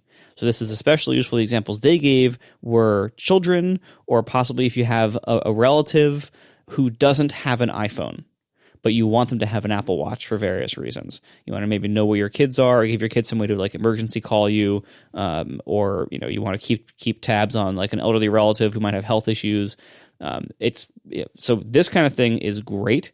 We were literally in the market for this past summer, and we're to the point with our kid where some of his friends have phones, and we don't want to give him a phone yet. It's a little early for that.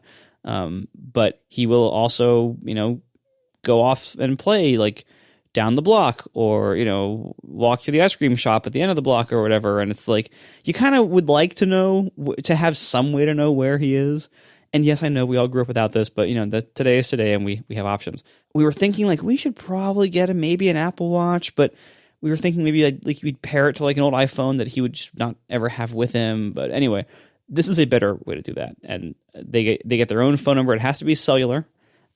They get their own phone number that you can then text and call. It presumably it needs its own service that you have to pay your carrier some amount for, that I'm sure AT&T will make very simple, and definitely won't gouge you on the activation fee, and will definitely make it super easy to cancel.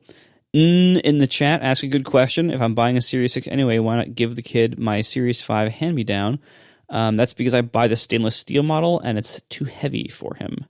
He prefers the aluminum model, but we don't have any cellular aluminum models to give him. So we're going to try the Series, the SE. I recognize, again, this is yet another thing. I know I don't really need this, but I'm admitting that I'm buying it because it's cool. So there it is. I do think this is a really cool idea. And, we had seen signs of this, was it last year when they announced the App Store on the Apple Watch? And I'm assuming that that's going to work with family setup. Perhaps it won't. But stuff like that where it seems like the watch is getting ever more independent. And I think this is a really, really clever idea.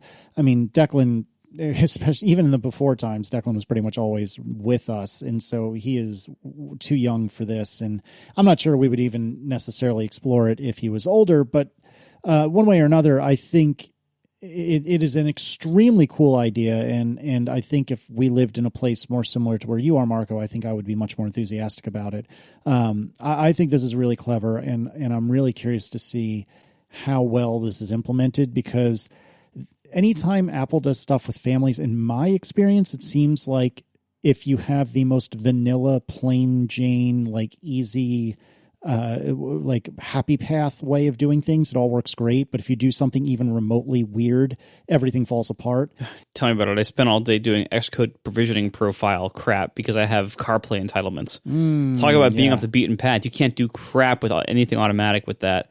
And good luck getting Catalyst to work. Oh, yeah, enjoy that. That does not sound fun at all. And the other thing I'm worried about is, so let's assume for a moment that Adam is going to have this watch and wear it to school, and he'll be away from presumably any sort of cellular phone, and he will be away from his house Wi-Fi. I don't know if there is Wi-Fi at the school. I don't know if he'd be able to get on it either way.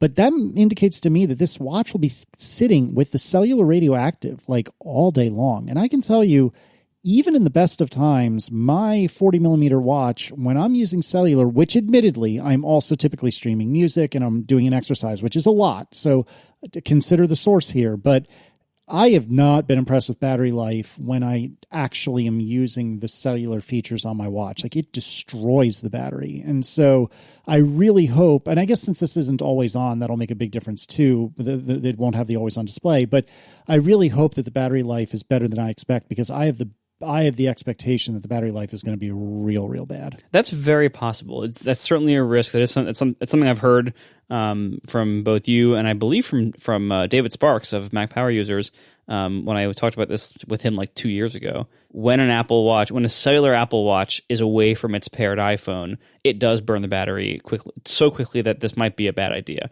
So we'll find out. I've never tried running it that way like all day long.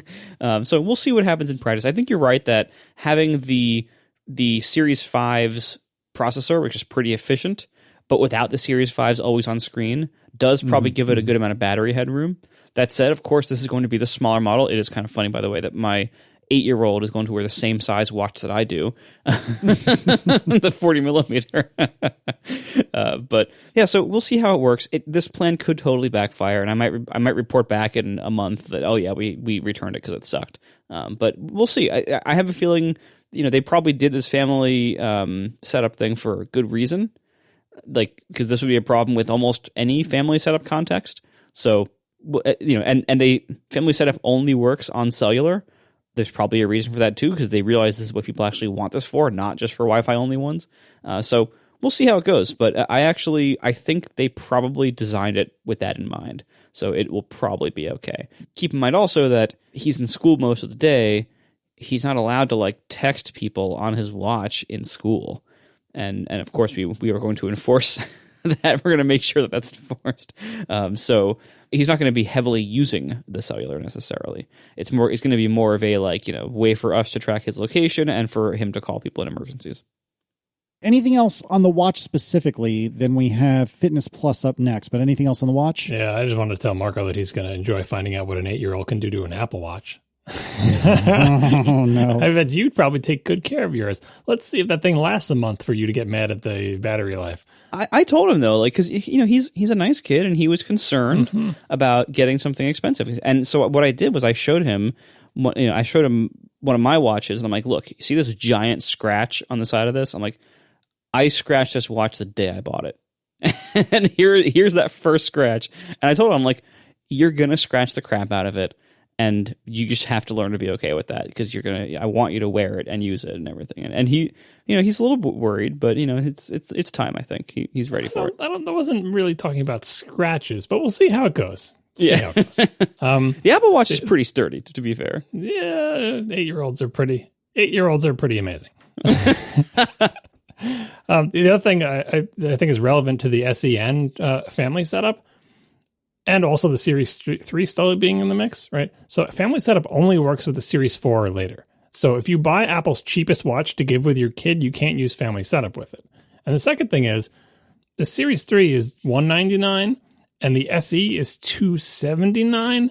And boy, the Series 3 is so much worse than the SE, right? Which is basically a Series 5 Plus.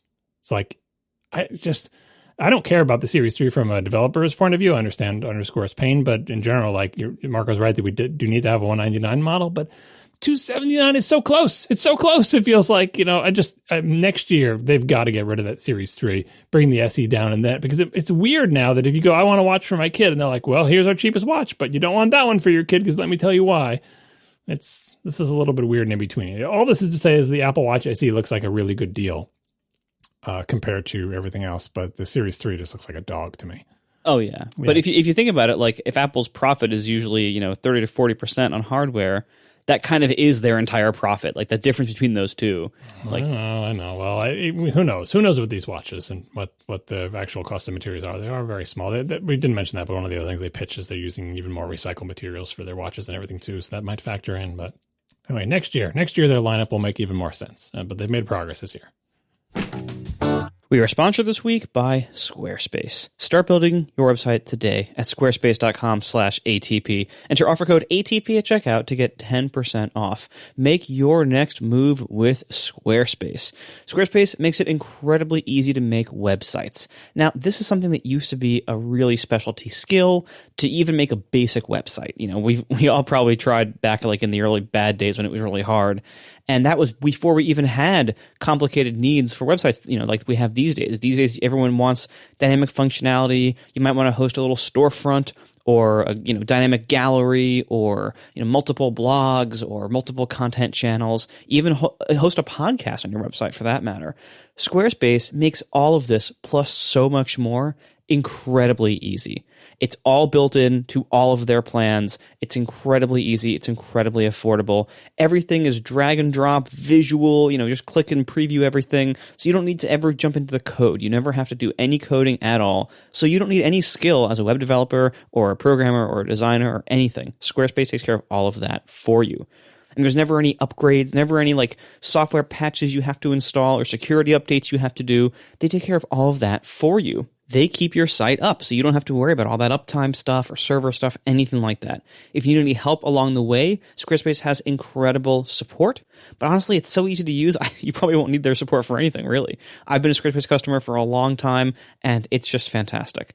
Start your free trial site today to see for yourself at squarespace.com/ATP. It's a real free trial, no credit card required.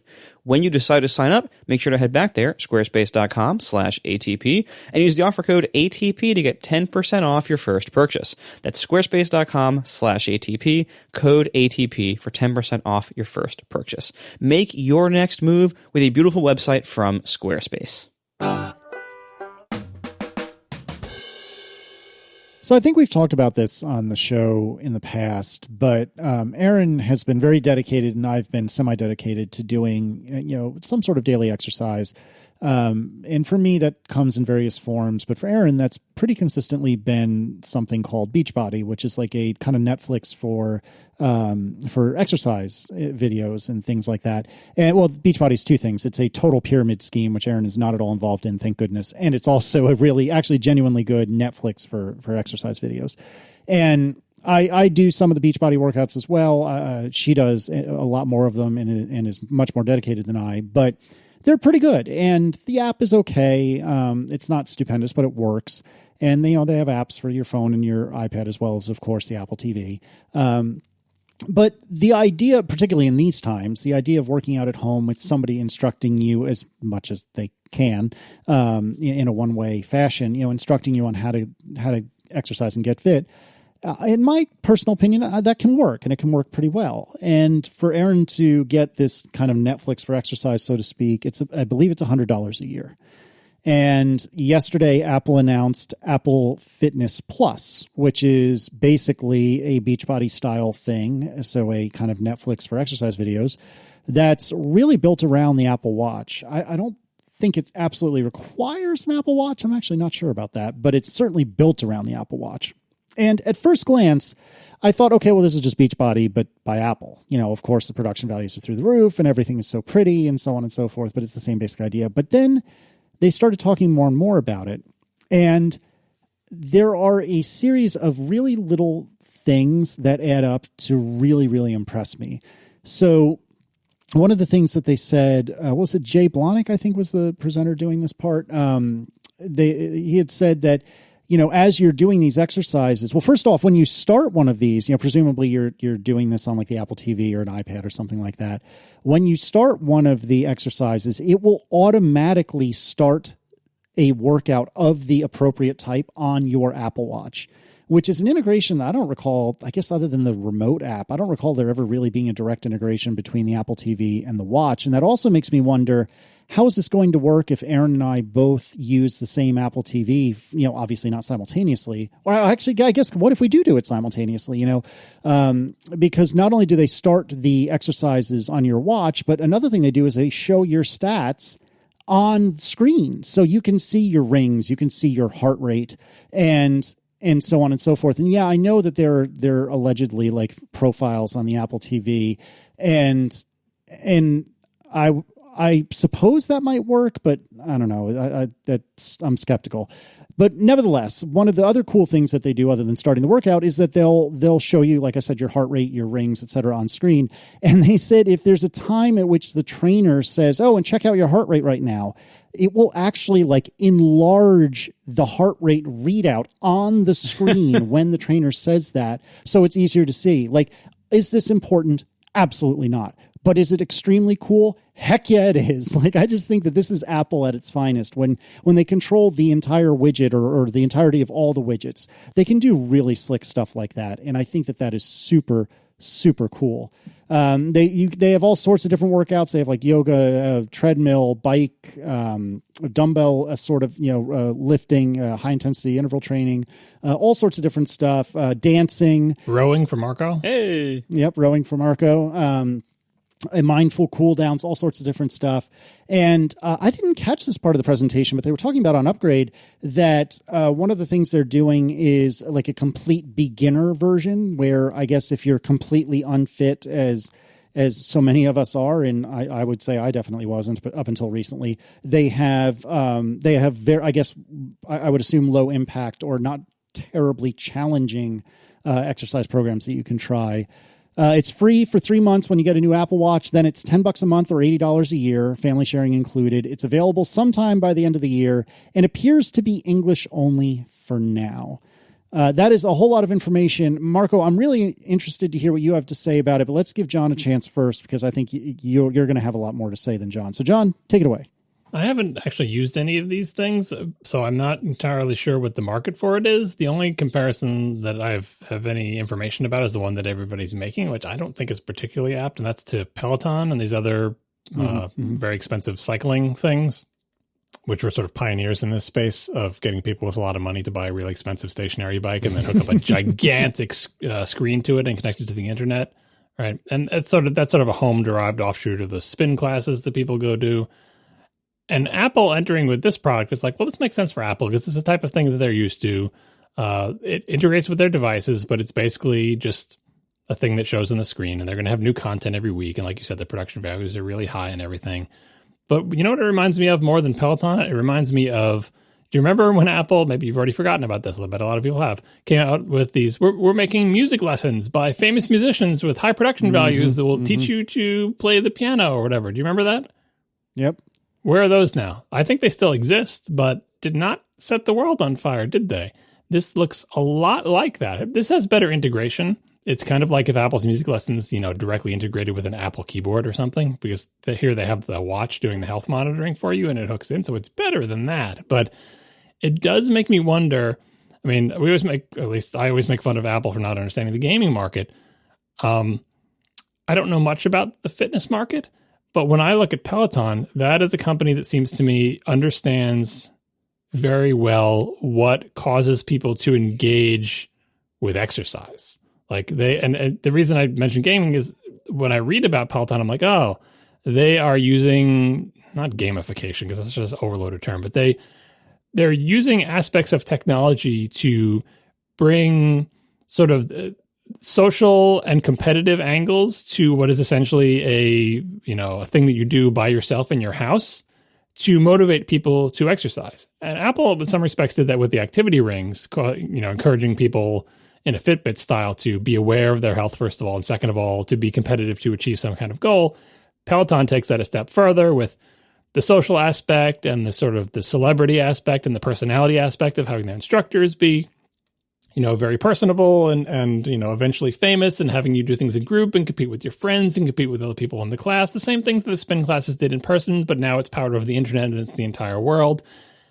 That kind of integration, and also the live classes, which Apple doesn't have any of, of like being able to be acknowledged in a live class as you sit there pedaling your part out in your own house than having the famous instructor that you've been watching in the Peloton video mention you or something like that. That is, setting aside the $2,000 bicycle, I'm not even talking about that. Pretend the bike was free. That experience that gets people to made Peloton what it is today and makes it a successful business. It seems like Apple certainly doesn't have a lot of those features, and it doesn't seem like it values or understands them, because there's no reason technologically Apple couldn't have a lot of those features. Granted, again, it can't have a $2,000 bicycle, but all the other aspects I talked about, the social aspect, the interactive aspect, the live aspect, the competitive aspect, Apple does not have. Now, this is a version 1, granted, but they're coming into a world where things like Peloton already exist. So I do wonder, is this going to end up as a less expensive mass market version of Peloton, or is it going to end up as the exercise equivalent of Apple's music lessons? That's a good question. I mean, I think the odds are pretty good that this will at least see good usage, especially because, as we'll get to with the Apple One, finally services bundle, I think people will know about this more, because it's one of the things that's included in the top tier of the bundle that they're going to possibly want for other reasons. And so it's going to be like, well, I'm paying for this anyway, let's check it out. So there will be some aspect of that.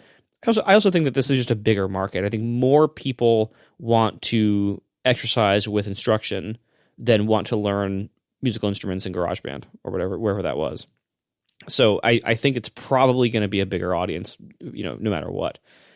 But you are right. A lot of the appeal of Peloton is the competitive aspect and the live aspect. Like, those are two things that are very much not present here. So I'm very excited about Apple Fitness Plus, even though I probably won't use it very often, because I have my own trainer setup that I do. So I don't really I'm not really the market for it yet. But I might do it if I'm traveling, or if it's a day where I don't have anything else planned, but I want to get a little bit of a workout in. I think I'll use it here and there.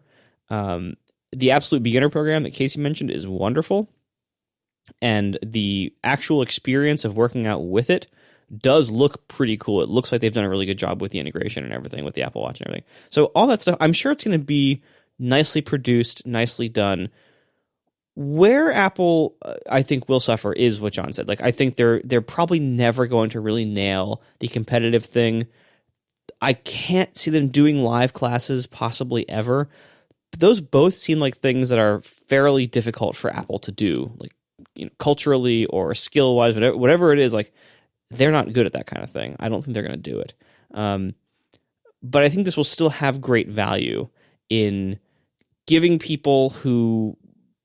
I mean, the problem is, it would have much greater value if it was free for everybody who own an Apple Watch. That would be significantly nicer. The fact that they made it its own pay service, or its own member of a bundle that is a bundle of paid services, I know why they did it. I know it's inevitable. Of course, they're going to charge money for it. But old Apple would have just had this be a thing they did to make you buy Apple Watches. Modern Apple wants this to be its own profit center that will happen to also sell some new Apple Watches here and there. And I kind of think that's too bad. But again, I know why they did it. I know it's kind of inevitable with today's Apple. The thing is, there's a free version of this that Apple could do that would be better than because Peloton doesn't offer much for free, free, quote unquote. If you get that bicycle but don't pay for the service, you can still kind of use it, but it's crap, right? So what could Apple do for free, right? Not that the marginal cost of the producing these exercise videos per week is anything close to what they hope the subscriptions are going to be, because again, you pay these exercise instructors to make these videos every week, and you pay video production crews and so on and so forth. But that's a fixed cost, and then you get as many subscribers as you can, right? So it's not as if, it has to be subscription because they have to pay these people to make new videos every week. Marco's right; they could totally just eat that and make it up in volume, quote unquote, by getting people into their ecosystem and so on and so forth. The amount of money they make by selling Apple Watches is so much greater than whatever this cost them to produce in its entirety. Right. Like, so it's not like you're helping pay for these instructors' salaries with your thing. But plus, they're saving all that money from all the power adapters. Yeah. in the free realm, one of the things that Peloton offers in its pay things is something that Apple would be awesome at. An actual thing that Apple would already be awesome at. They'd have like scenic rides where when you're riding the bicycle, you're just going through scenery. It's not an instruction class and it's not competitive. It's like, what if you just want to ride your little stationary bike and go on a beautiful mountain trail? Apple has screensavers that already practically do that, albeit the air version of it, right? Apple would be great at that. And you can offer those for free because you make 17 videos of scenic bike trails or whatever, or scenic running trails or whatever. And those are part of the free tier because you just make them once, literally, and you never make them again. And you put a couple dozen of them in there. And that gets people into the idea of doing exercise in front of their TV or iPad while seeing their stats reflected from their watch. Again, Peloton is stingy with the functionality of the free tier, not giving you all the cool integrations with all that stuff. Because Peloton integrates with like heart rate sensors, and I think even with the Apple Watch at this point, right?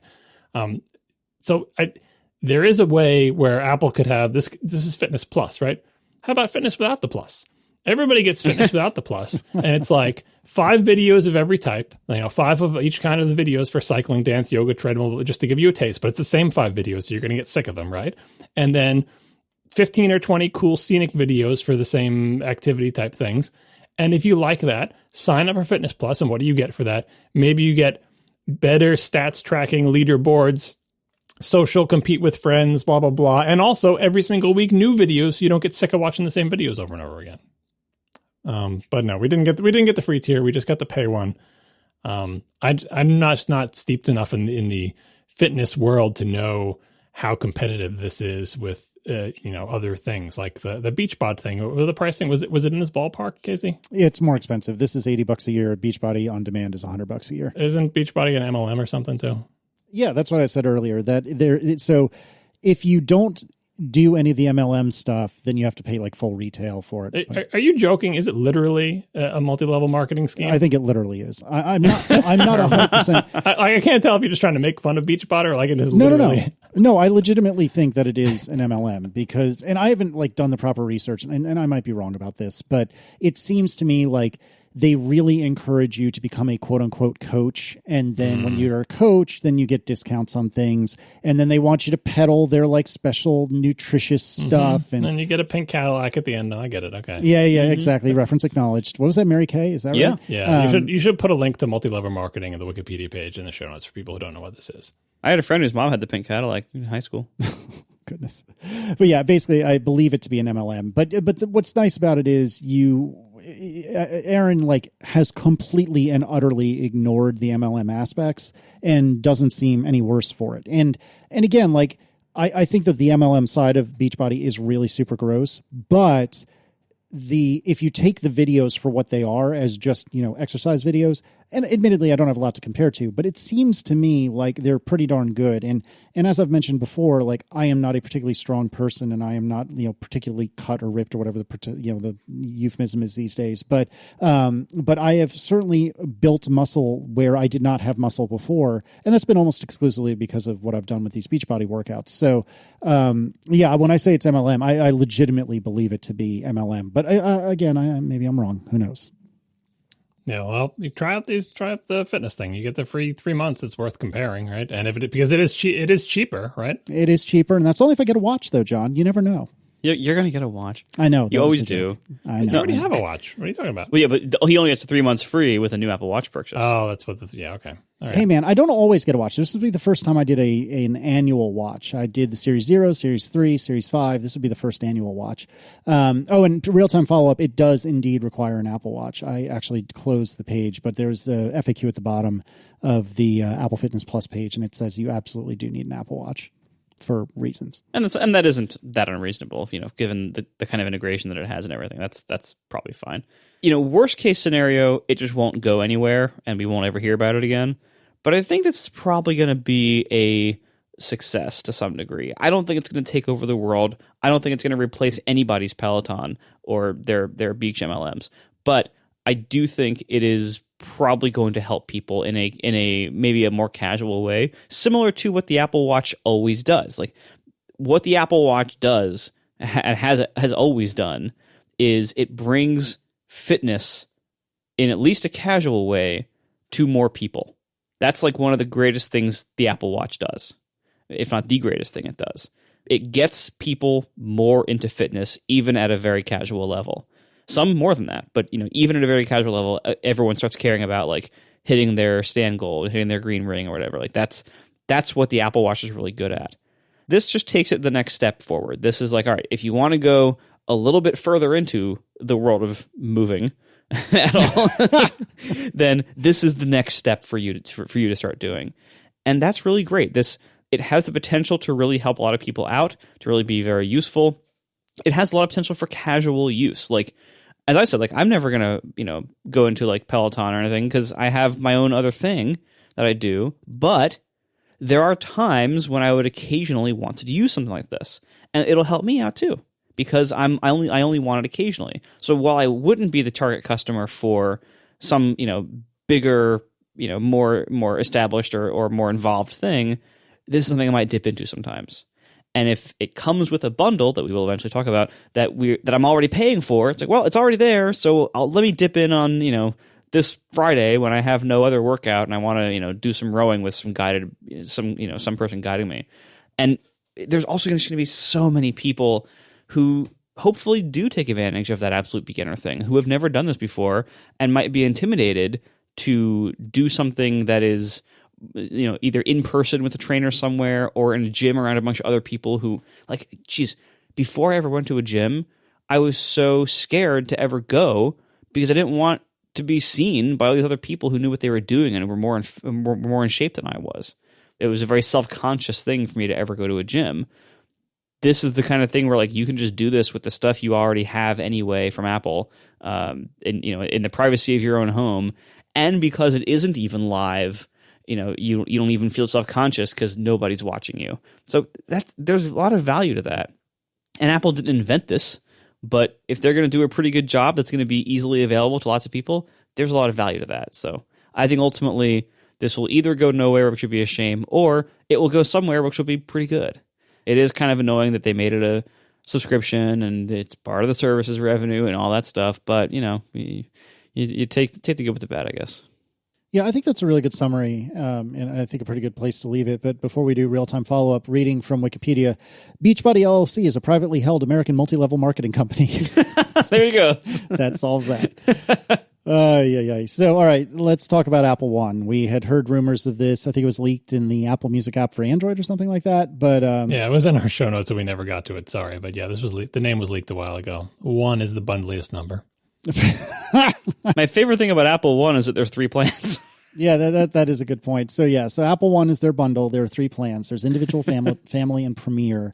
And they're not all geographically available everywhere. It depends on where the things that are being offered are available. But for Americans anyway, the individual plan is $15 a month. It has Apple Music, Apple TV Plus, Apple Arcade, and 50 gigabytes of iCloud storage. And so that's a savings of about $6 a month.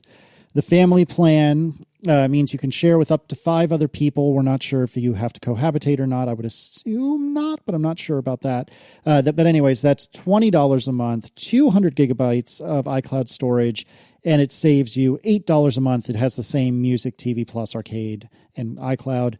And then Premier, which is $30 a month, it has 2 terabytes of iCloud, and it adds news and fitness. So that gives you Music, TV Plus, Arcade, iCloud, News, and Fitness Plus, and that's a savings of about $25 a month. That's the short version. I'm really, in classic Casey style, I'm waffling a lot about this. I don't pay for iCloud storage, which I know is ridiculous. I don't need to lecture about it right now. You can lecture me another time. Your photo backup. I think I forgot about this, and I'm mad all over again. What are you doing? So I need to. You're like the old people in my family that I'm going to complain about a little bit later. You're just as bad as them. Probably. So but I also don't use iCloud Photo Library, and I want to. It is on the list of to-dos that I just haven't gotten to yet. I want to.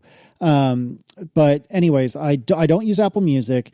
I don't use iCloud Photo Library. I've never even tried Apple Arcade. I do like Apple TV Plus. I'm not sure if I want to pay for it or not, but I do like it. And so for me, like at a glance, I don't want any of this. Why would I want any of this? I'm a devout Spotify user. And I don't really play video games that terribly often, and I'm surviving. Whether or not I'm having a good life or not, I'm surviving without iCloud storage. So why bother? But I was talking to Tyler Stallman yesterday about it, and I'm hopefully going to appear on a show of his sometime this week. And in the midst of hearing him talk about it, it occurred to me, even though I don't pay for iCloud storage yet, it is on the to-do list of things I want to do. I probably do want Apple TV Plus. I'm not 100% committed, but I think I want it. And although I am, again, a devout Spotify person, like if I got Apple Music for, major air quotes, free, that wouldn't be so bad. And I just told you that I am at least casually interested in Fitness Plus. So I wouldn't be surprised if I end up doing the Premier plan sometime in the next couple of months, because it actually, in a lot of ways, makes a lot of sense. Oh, and the other thing is, I have about 1 terabyte of photos. So if those ever end up in iCloud, I pretty much need to either jump to the Premier plan, or apparently you can do the family plan, but then you can add additional iCloud storage for an additional fee. So one way or another, it's quite possible that I'm going to be subscribing to something here sometime soon. John, you already subscribed to at least some of this stuff. So what is your plan? Where are you thinking on this? Yeah, I did some quick math to see, like, would I save any money with these bundles given what I have? It's complicated by the fact that I'm still on my free first year of Apple TV Plus, right? So right now, if I got the bundle, I wouldn't actually be saving any significant money. In fact, I think it would be more expensive for me to get the top end bundle, because I do have the 2 terabyte iCloud storage already, right? So if I wanted, I'd have to get Premiere, right? The thing I couldn't figure out is if you add storage to the other tiers, does it just cost the same amount? I'm assuming it does, because they didn't say you get any kind of bargain on it, right? But if you buy one of the other bundles and you say, and I want to add storage, I think the storage just costs the same amount it always did. So the thing about 2 terabytes iCloud is that's $10 a month on its own. So that kind of kills my ability to use other plans. But anyway, once my free year of Apple TV goes by, it's actually going to save me like $5 or something over what it's saving me $5, and I get 2 services that I don't care about that I'm never going to use. Or, well, I don't know, maybe I will. But like, if I just ignore news and fitness, I still save $5. But I save $5 a month, and I get news and I get fitness, right? So I'm going to get the Premiere, if only just to unify it into one bill, right?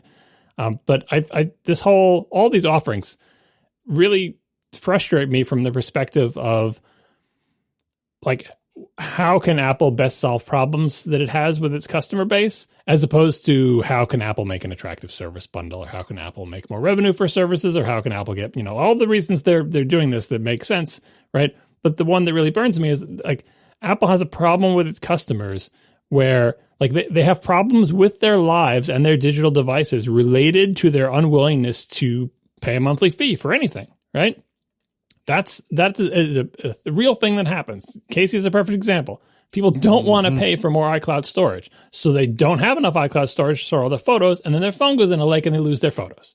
This is a real legitimate problem that technical people in the family deal with all the time, because they have to convince the non-technical people, please pay for more iCloud storage. You don't have an iCloud backup of your phone. That's literally the only place any of these things exist, because you don't have a personal computer, right?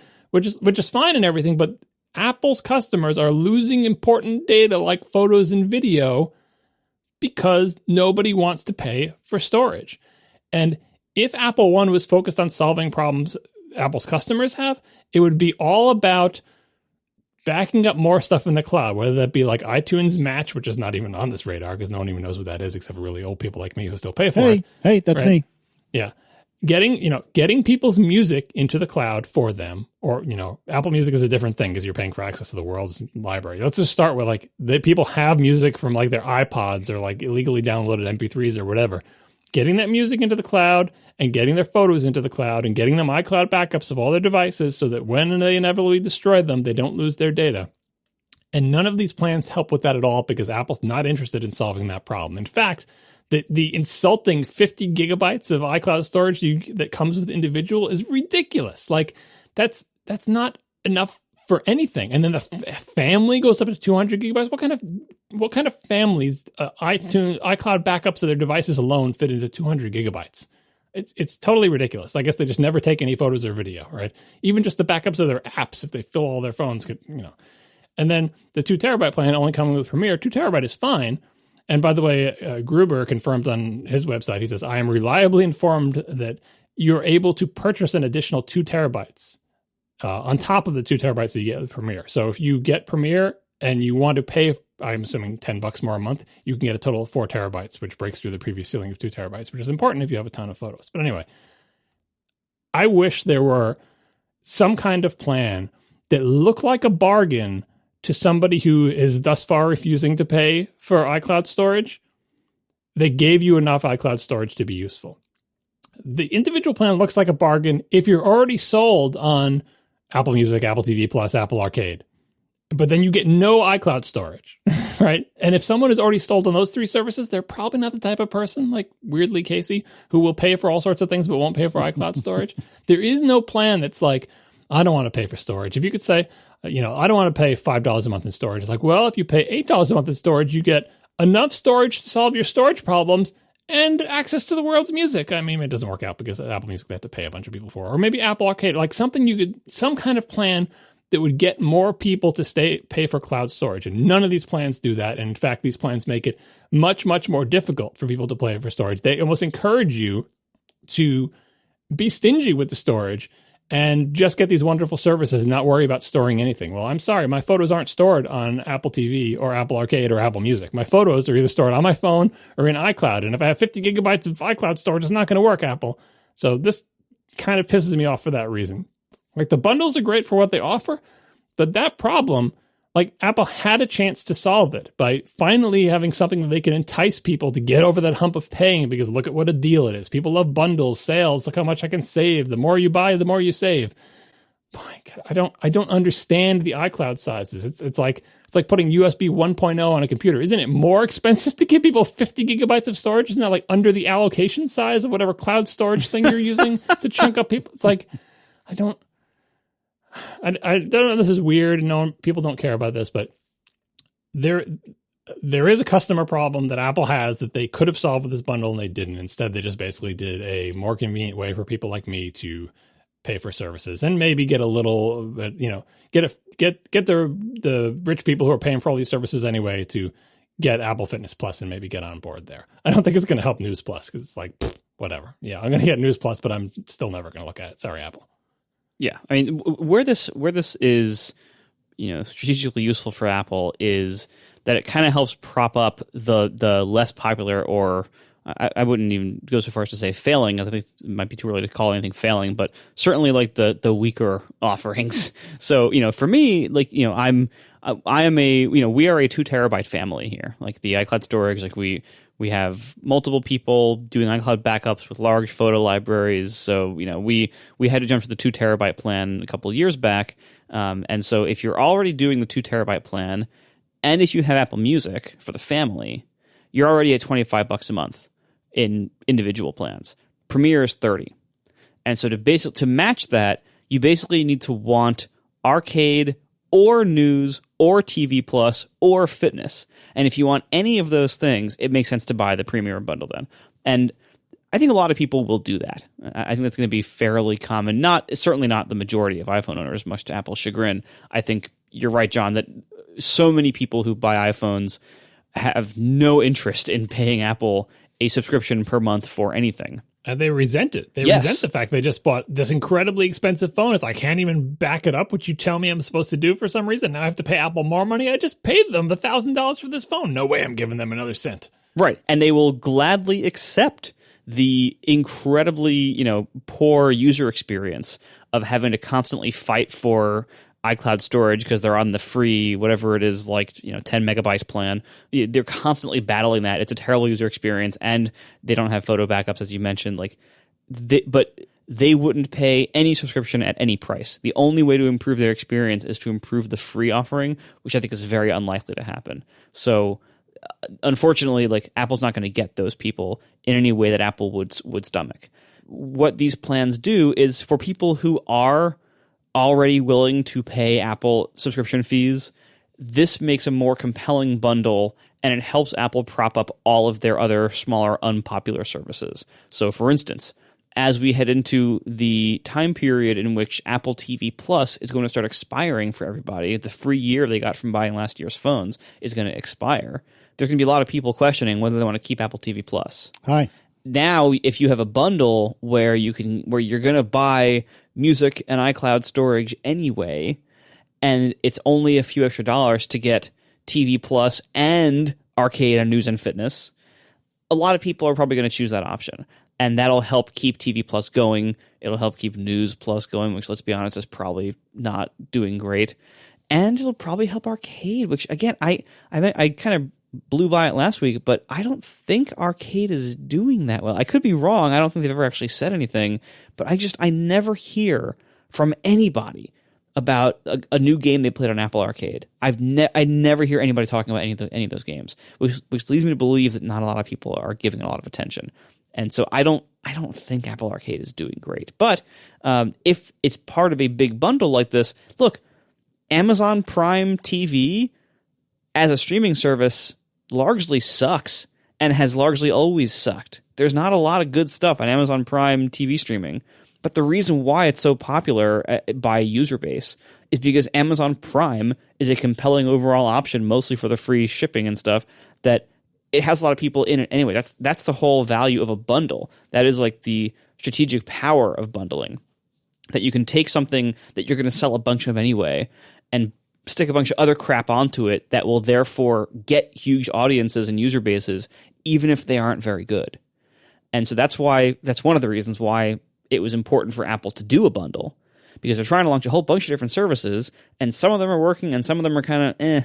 And this will massively boost the usage of all of them among the people for whom it's worth buying that top tier bundle. So in that point of view, this is going to be, I think, a great success for Apple's services push, even though it feels a little bit gross on some levels. But like, I'm going to buy it. I'm in, because I was already hitting the $30. I'm already paying for arcade, even though I never actually launched into games, and I should probably cancel it.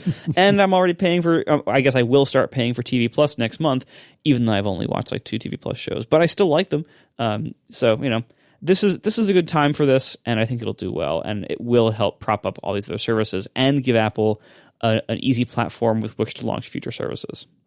I think the bundle effect also helps for things like Apple TV Plus. Like you mentioned, Amazon Prime not being a powerhouse video streaming service, but both Apple TV Plus and Amazon Prime have a couple of shows that are really good that you'll hear about from friends, right? And the normal move is, like I've been doing with CBS All Access, which isn't called that anymore. I kind of unintentionally predicted its demise a couple of shows ago. Anyway, it's now Paramount Plus. It's stupid. Anyway, what I would do is I would subscribe, watch the series that I heard all my friends talking about, then unsubscribe. But when it's part of a bundle, it seems like more of a hassle. Well, I've already got the bundle with it in it, and I guess I could unsubscribe, but then it comes with all of the bundles, and so should I go with like a lesser bundle? And like, it's just like, you just leave it, right? It's harder to, if you want to individually manage these services, you can, but that's a hassle. You get multiple bills. You got to remember which ones you're canceling. Oh, we've done watching Ted Lasso. Now we can cancel Apple TV Plus. But what about season 2? Just get the bundle and stop thinking about it. And that's what Apple wants you to do. And that's the power of the bundle. All right. So iPad 8th generation, A12, old pencil, $329, $299 for education. It ships Friday. Moving on. iPad Air. I mean, that's basically it for the iPad 8th gen. What did it come with before the 7th gen was A10, right? Yeah, they went from A10 to A12. I love how incredibly important this product is, and yet how incredibly boring it is. Like, good for them. They're finding ways to keep delivering good value to like schools and bulk purchasers, and that's great. It was kind of sad when they said they called it their most popular iPad. I'm like, oh, that's kind of like, it's kind of sad that this is. I mean, I know why. It makes sense why, but it's the Apple Watch Series 3 of iPads. Well, and like, this is true largely. This is one of the reasons why Tim Cook is the way he is, that whatever the cheapest product is in a given product line is usually the most popular one for Apple. Like, usually the cheapest iPad is the most popular iPad. The cheapest MacBook is the most popular MacBook. There's so much of their sales now go to like bulk purchasers, like businesses and schools and stuff, where if you're ordering like 100, MacBook Airs for your staff or whatever, like it's just better to just get the cheap one, and you don't care as a business so much. Like, cost is more important. or if a school is buying 5,000 iPads for its entire student body, like, you kind of want them to be the cheap ones. So I understand why it is this way. But it is kind of sad that, like, we spend all this time obsessing about and focusing on all these nicer, higher end products, and Apple spends all this time developing all these nicer, higher end products. But what actually sells for the most part is whatever's cheapest. Well, it's got two things going against it. One is that we're at a generational boundary, kind of like the Series 3 and Series 5, 32-bit, 64-bit, big screen, small screen, or, and so this iPad is the last of the old shaped iPads to drift out of the line. It's still in the line for now, but like, to Apple's credit, I think the 7th gen was a good product in that they said, okay, well, this is still going to be the old form factor, but let's make it be able to do all the things. So they gave it pencil support. It's the old pencil, but hey, at least it's got pencil support. Now they give it a decent processor and give it a decent screen and give it good Touch ID. And, it made it viable, but it's so clearly the last generation of iPad. And now in the 8th gen, they gave it 2-generation newer processor, which makes it stay viable. It is still viable and still a good product, and it still has pencil support, and it's still the old pencil, but it's so clearly the very last gasp of that form factor. So when the Apple Watch Series 3 disappears and all the Apple Watches have the good new display with the rounded edges, and then eventually this will disappear and all the iPads will have the flat sides, and we'll be in a much better place. So it's not, in this case, not really the fault of Apple selling the same product forever, because they have been updating this and they updated it again. So I think this is actually, if you want a cheap iPad, don't feel bad getting this iPad. It's a good iPad, right? It's, it feels good in your hand. It's got good specs for the price. It's very popular, and it's quote unquote sad that, they don't get the fancy new one, but this is still a good, I still use an iPad shaped kind of like this, and I don't feel sad about it. And mine does not have an A12 in it. So I still think this is a good product. I think it's probably still a little bit overpriced given what they put in it, but only Apple knows what its exact margins on every individual product, right? So I think it's fine, but next year the line will make more sense. Well, I would say price-wise, actually, it's one of the best values in the lineup. Like, in Apple's entire product lineup, it remains one of the best values for sure. Yeah, because it's a very cheap product, and it has good specs. Like, it's not terrible. You can play really good games on it, and it has an okay-ish camera, and it's got a pencil that works like the original Apple Pencil, which is actually pretty good. And it's got all the things. All right, so then we have the iPad Air, and I'm really confident I am not in the market for an iPad Air, but I really think that this might have been the most impressive or perhaps interesting announcement of the entire hour-long session that we've been talking 2 hours about. But this is the first appearance of the A14, which is 5 nanometer. It's a 6-core CPU, 2 big boys and 4 little boys. So 2 high-performance cores and 4 little cores, or energy efficient cores. 4-core GPU. It, quote, runs more instructions in parallel, quote, because I guess more execution units, more instructions in flight at once. There's a deeper pipeline. John, I presume you have something you want to add here. So what would you like to add to that? Well, you're just reading my notes as if you know what they mean. That's great. I am. That you're doing yes. that. Yes. It's something that they said in one of their text things. Runs more instructions in parallel. Or maybe it was during the presentation they said it, but they didn't elaborate, and that can mean a lot of different things. Because this is the very first device to have the A14, it's the first chance we get to take a look at, like, what is the A14? What has it got? So you covered I think it's major specs and the important things, right? Runs more instructions in parallel. That could mean it has more execution units. It could also mean that it just has more instructions in flight at once, and that could mean that it has a deeper pipeline. But it could mean none of those things, or just one of those things, or any combination of them. So we still don't really know what does the A14 have over the A13. And they mentioned large high-performance caches. Are they bigger caches than the A13? Probably, but how much bigger? So we have to wait for like AnandTech or somebody to tear this apart to find out what's in it. But they did give us some other stats: 11.8 billion transistors, which is 40% more transistors than the A13. And then they did this weird thing during this whole section, because the iPad Air is weird, where they made comparisons, but not to the A13. Yeah. They made comparisons to the iPad Air's old chip, which was, I believe, the A12, right? Correct. So they would say it's 40% faster in CPU performance compared to the A12. It's 30% faster in GPU performance compared to the A12, like not to the A13. And so now you got to do all those math to try to figure, okay, well, if the A13 was this much faster than the A12, and you got to do all sorts of algebra, and it's like, just Apple, just tell us. I mean, we're going to find out as soon as we get these anyway. But anyway, it's weird because it's weird that the very first device to have the new system on a chip with the one bigger number after the A is not the iPhone. According to Mark Gurman, who tweeted this, the last time this happened, the last time a non-iPhone got the best system on a chip from Apple was 9 years ago when the iPad 2 got the A5 before it shipped in the iPhone 4S. So, it's weird. Like, as many people put it, if it wasn't a COVID times, maybe this, the phone would have been released in September and this wouldn't have been a thing. But the way it worked out, the iPad Air is the first one to get the A14.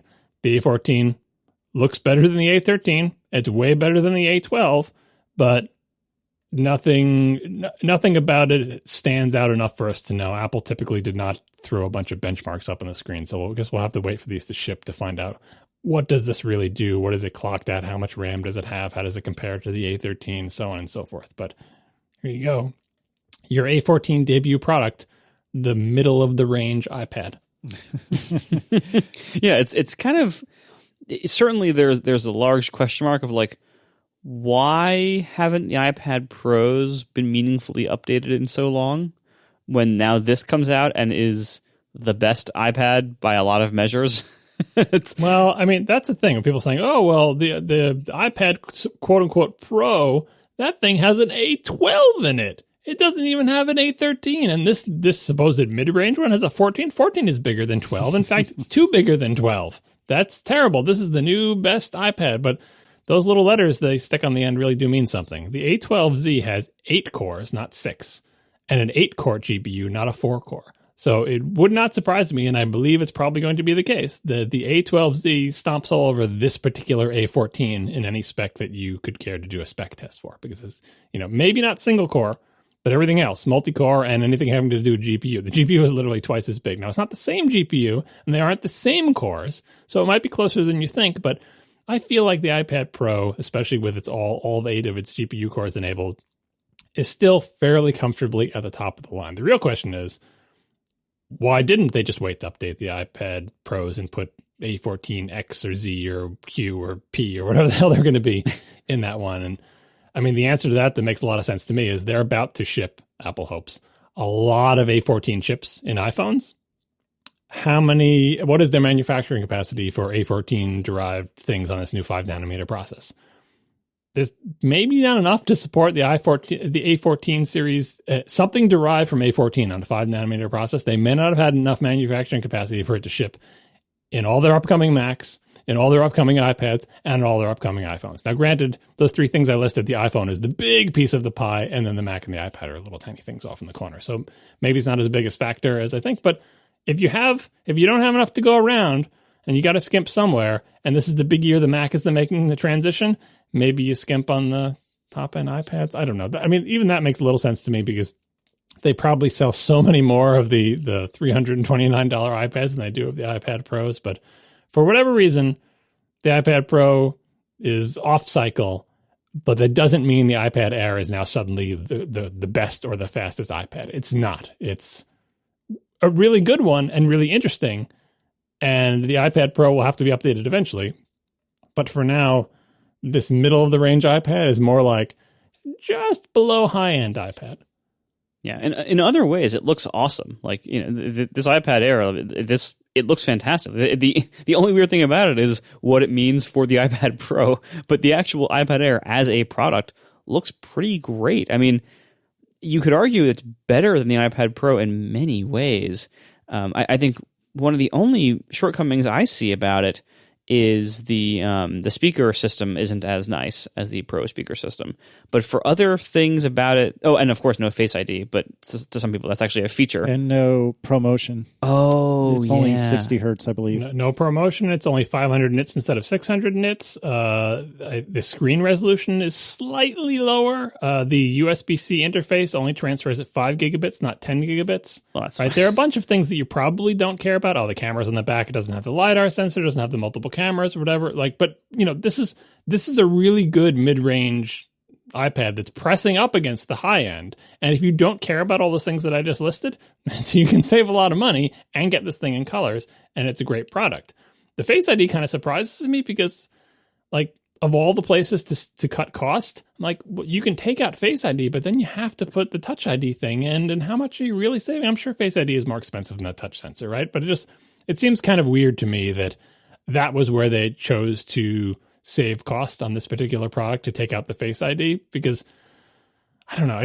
Maybe I'm just used to the idea that, look, if you don't have any buttons on the front, you have to support Face ID. But they're saying, no, we don't. We can stick it on this weird button that you're going to have to hunt for and remember which side of the thing it's on. Because, for all the things that we complained about, the having the button on the front, the Touch ID on the front of the iPad and it being in different orientations, you can just look at it and you see where the little button is. You have to stick your finger. But it's kind of hard to see where the quote unquote top button is and what side it's on or whatever. You might have to feel around and find it. So that seems a strange place to save costs to me, but that's what they did. And I am excited about the idea of Touch ID coming back to any of Apple's products, really. There was no phones at this event. Obviously, phones are going to come soon. I haven't been keeping up with the rumors. And it's, like you said, with the COVID things, it's not as if Apple decided at the last minute to stick Touch ID on their phones and iPads because of COVID, because their timelines are way longer than that. But I would love it if the new iPhone had Touch ID into the button and Face ID. Yeah. And if this one doesn't have it, I really hope Apple is considering it for the next iPhone or the next iPhone, because they've shown they can do it. We can put Touch ID in a power button, and boy, wouldn't it be great to have all those options? Mm-hmm. Yeah, I would love that so much, to have both. And I mean, heck, maybe that's the plan for the iPad Pro. Maybe the next iPad Pro will have both, and maybe if they can fit the required stuff into the iPhone, I would love that so much, because that would be a godsend with doing masked outings, shoppings, and everything like that. Like, it would be so great. And even before COVID, even in the last few years using Face ID, there are times when Face ID doesn't work right, and there are times when Touch ID doesn't work right. It would be great to have iOS devices that provide both, and either allow you to unlock with whichever one recognizes you first, or if you want some super secure like Ultra mode, you can have it require both. And to have that be an option would be awesome.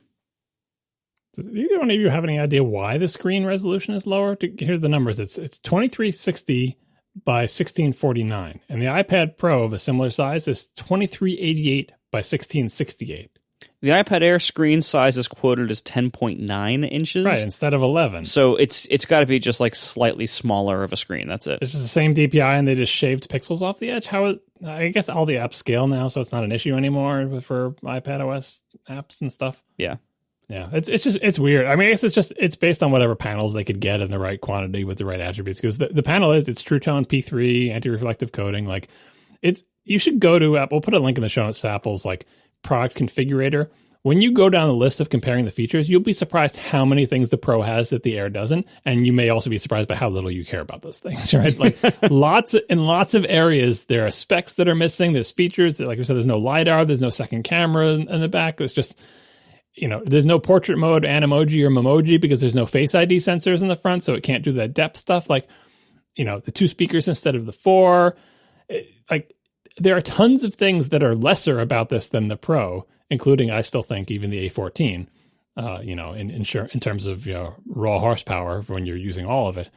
But this product is just waiting for the next iPad Pro to come. That's going to have all the iPad Pro features and an 8 or 12 core A14Q processor, whatever the hell it's going to be.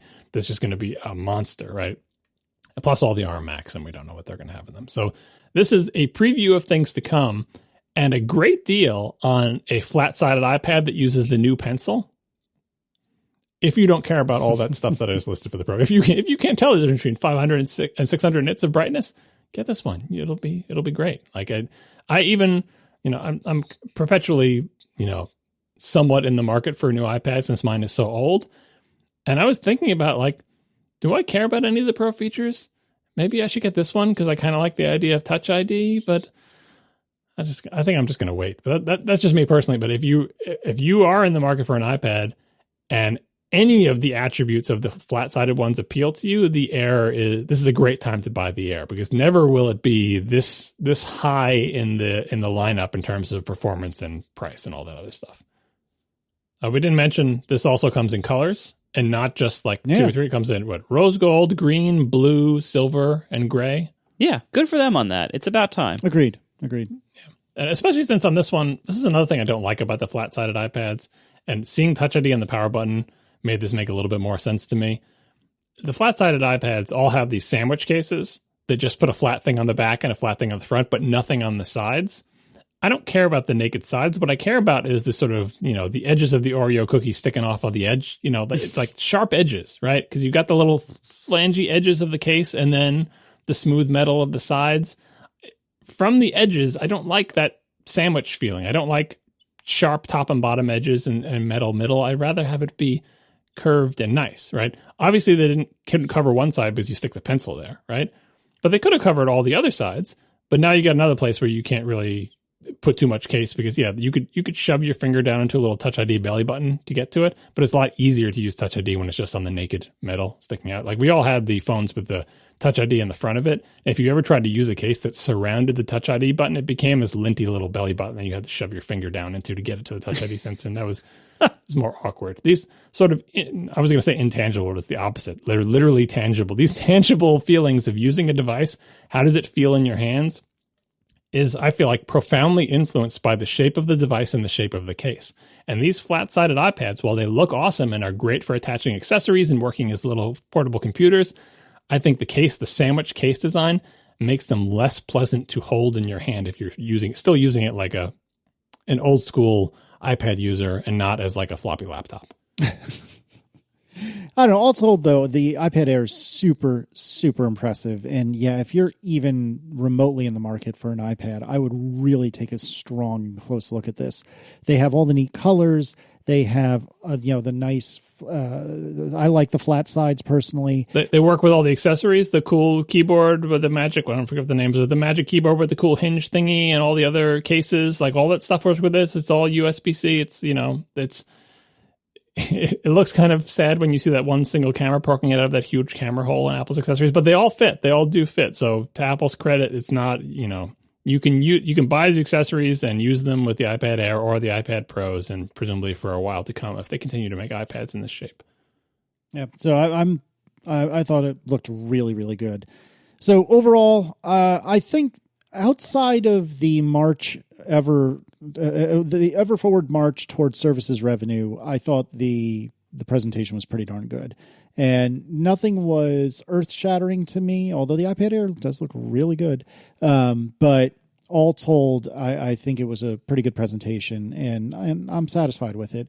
It just makes me, though, even more excited, and I'm just salivating for the next iPhones. I don't know what I expect from them, but I'm just ready to see it. Yeah, me too.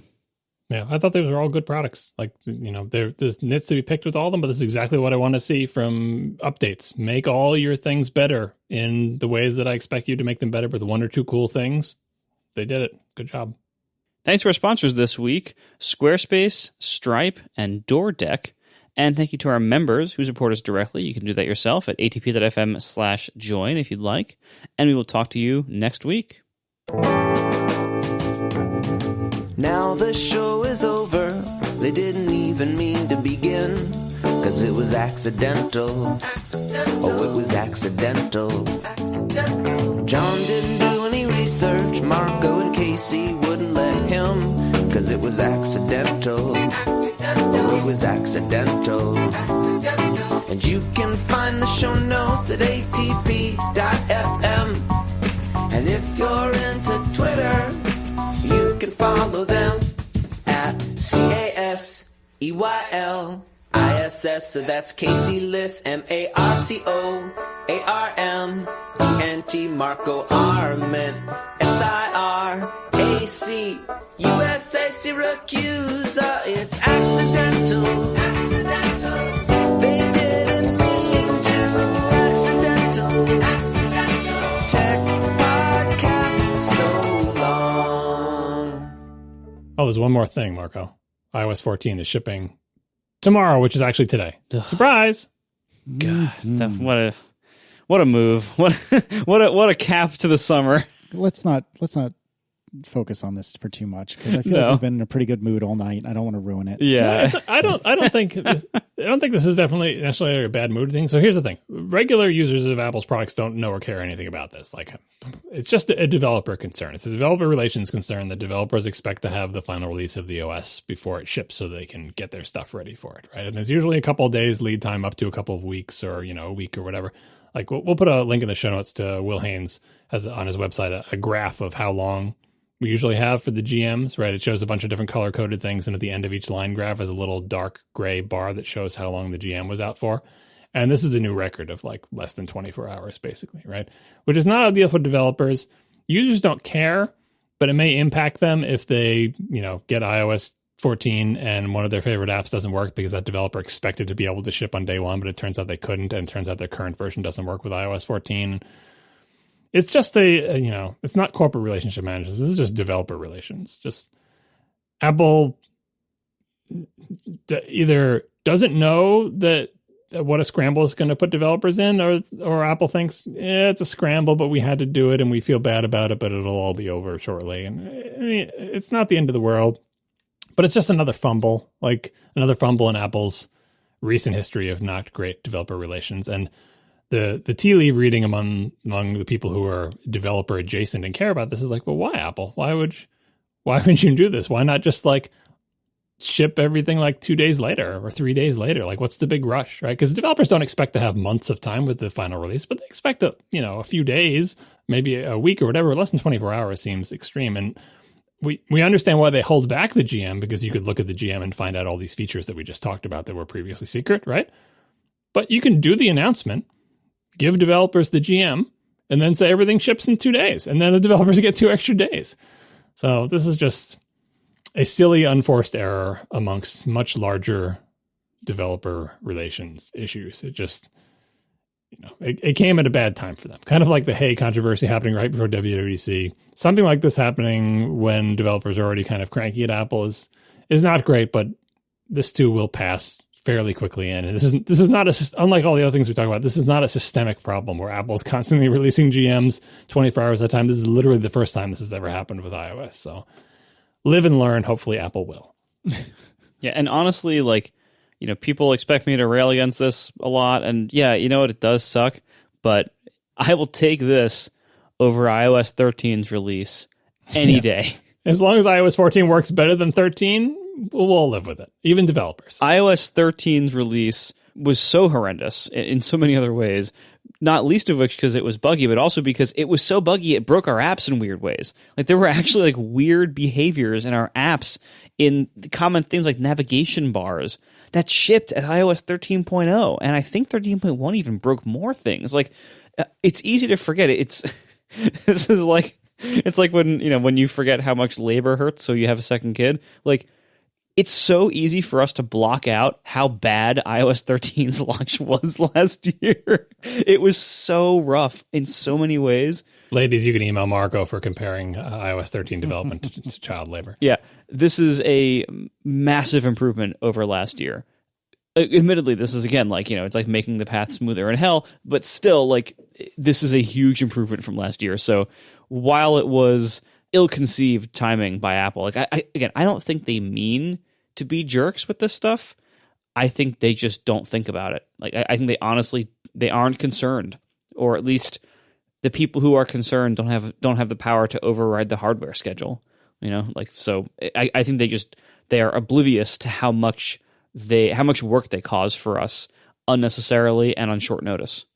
Yeah, it's probably some kind of math that every day we wait to put things on sale approaching the holidays costs us X amount of money. Right, exactly. Therefore, we're going to ship right after the keynote instead of waiting 2 days because those 2 days cost us such amount of money. But, hopefully developers will all send grumpy feedback, and maybe that equation will balance differently next year. Obviously, the other thing is, of course, COVID. Everything is screwed up in this schedule. The phones are delayed. The phones aren't being announced in the September event like they normally would. Everything's all messed up, right? So, I think people do give Apple some leeway in this, but if it turns out to be that simple cost benefit analysis of it costs us X amount of dollars to delay these launches, and it costs us Y amount of negative feedback from developers, and Apple chooses in terms of the money, that's not great. Yeah, but honestly, I bet I bet that didn't even factor in to the decision as much as whoever made the call to do that probably just didn't even think about what it would be like for outside developers. Because this is always the problem with Apple. Like the people inside don't have any idea what it's like to be outside. They really, truly don't. And they are so blind to the real world of what we actually face with lots of things, from APIs, like because they don't need to use only public APIs. In many public APIs exist, they actually don't use it all, like WatchKit. Dealing with the App Store, dealing with a lot of the provisioning profile crap that I was talking about earlier. Like, there's all sorts of stuff that Apple's internal employees don't need to deal with directly themselves usually, and so therefore they are totally blind to the problems that exist there and the challenges that exist there. And I bet the timing of this GM being less than 24 hours before the OS was released, I bet it wasn't them trying to be jerks. It might not have even been them thinking, well, it'll cost too much to delay it any further. The most likely explanation for this is that they are so oblivious to what it's like being a developer outside of Apple that they didn't even think about it. And this is common for companies. I've worked at lots of different big companies, and it's like there is a concerted effort inside most good companies to try to do what you just described, Marco, which is like, what is it like for our customers? What is the experience of being our customer? How do our customers see us? What do they experience? Like, and you would think, well, isn't that an easy thing to know? Because you say it's like Apple should know what it's like to be outside of Apple. It's surprisingly hard to know what it's like for the people outside your company when you're in the company, because you're not the customer. You're the company making this stuff, and so there's all this time and money and effort and personnel put towards good companies put towards the idea of help us figure out what it's like to be our customer so we know how to change our products. Because people have all sorts of reckons inside the company about, well, we should do this because our customers want. It's like, but what do our customers actually say? What do they actually want? What do they actually experience? What are their actual pain points instead of us just guessing or trying to use metrics of like, let's just measure where they click and we'll figure it out. It's like you have to talk to them. You have to bring people from outside the company in who have experience outside, kind of like the Pro Workflow team, right? What is it like for the customers of our Pro Tools? Apple solved that problem by saying, we obviously don't know. But we have to get people who have a career outside the company using tools like ours and then hire them and say, your whole job is to use our stuff and say, if you were one of our customers, which you previously were very recently, tell us what it's like to use this. What's actually important to you? What do you care about? So it's actually not easy and not trivial. We feel when you're the customer, you're like, how can Apple not know what we're feeling? Because we're feeling it, and we're numerous, and there are many of us. And if they wanted to know, they could just ask. And here we are, we're yelling at them, and it just doesn't seem to get through to them, right? So Apple obviously could do a better job at this, but it is actually a fairly tricky problem to figure out what it is like to be on the outside, and it takes a lot of effort. And I think Apple probably does expend effort doing that, just either insufficient or not well directed. But things like the Pro Workflow team, as we talked about when it was formed, show things headed in a better direction. Right. First, taking the feedback that, hey, you should continue to make Pro products and, maybe put more ports in them. We're working on that still. And then second, like we need outside help. Let's hire a bunch of people in the industry to work for Apple. And I think I've done a lot of that in health too, hiring people from like the health world to work on their health products. And I think it shows in the stuff they've been making. Dev relations, still ripe for some advancement in that area.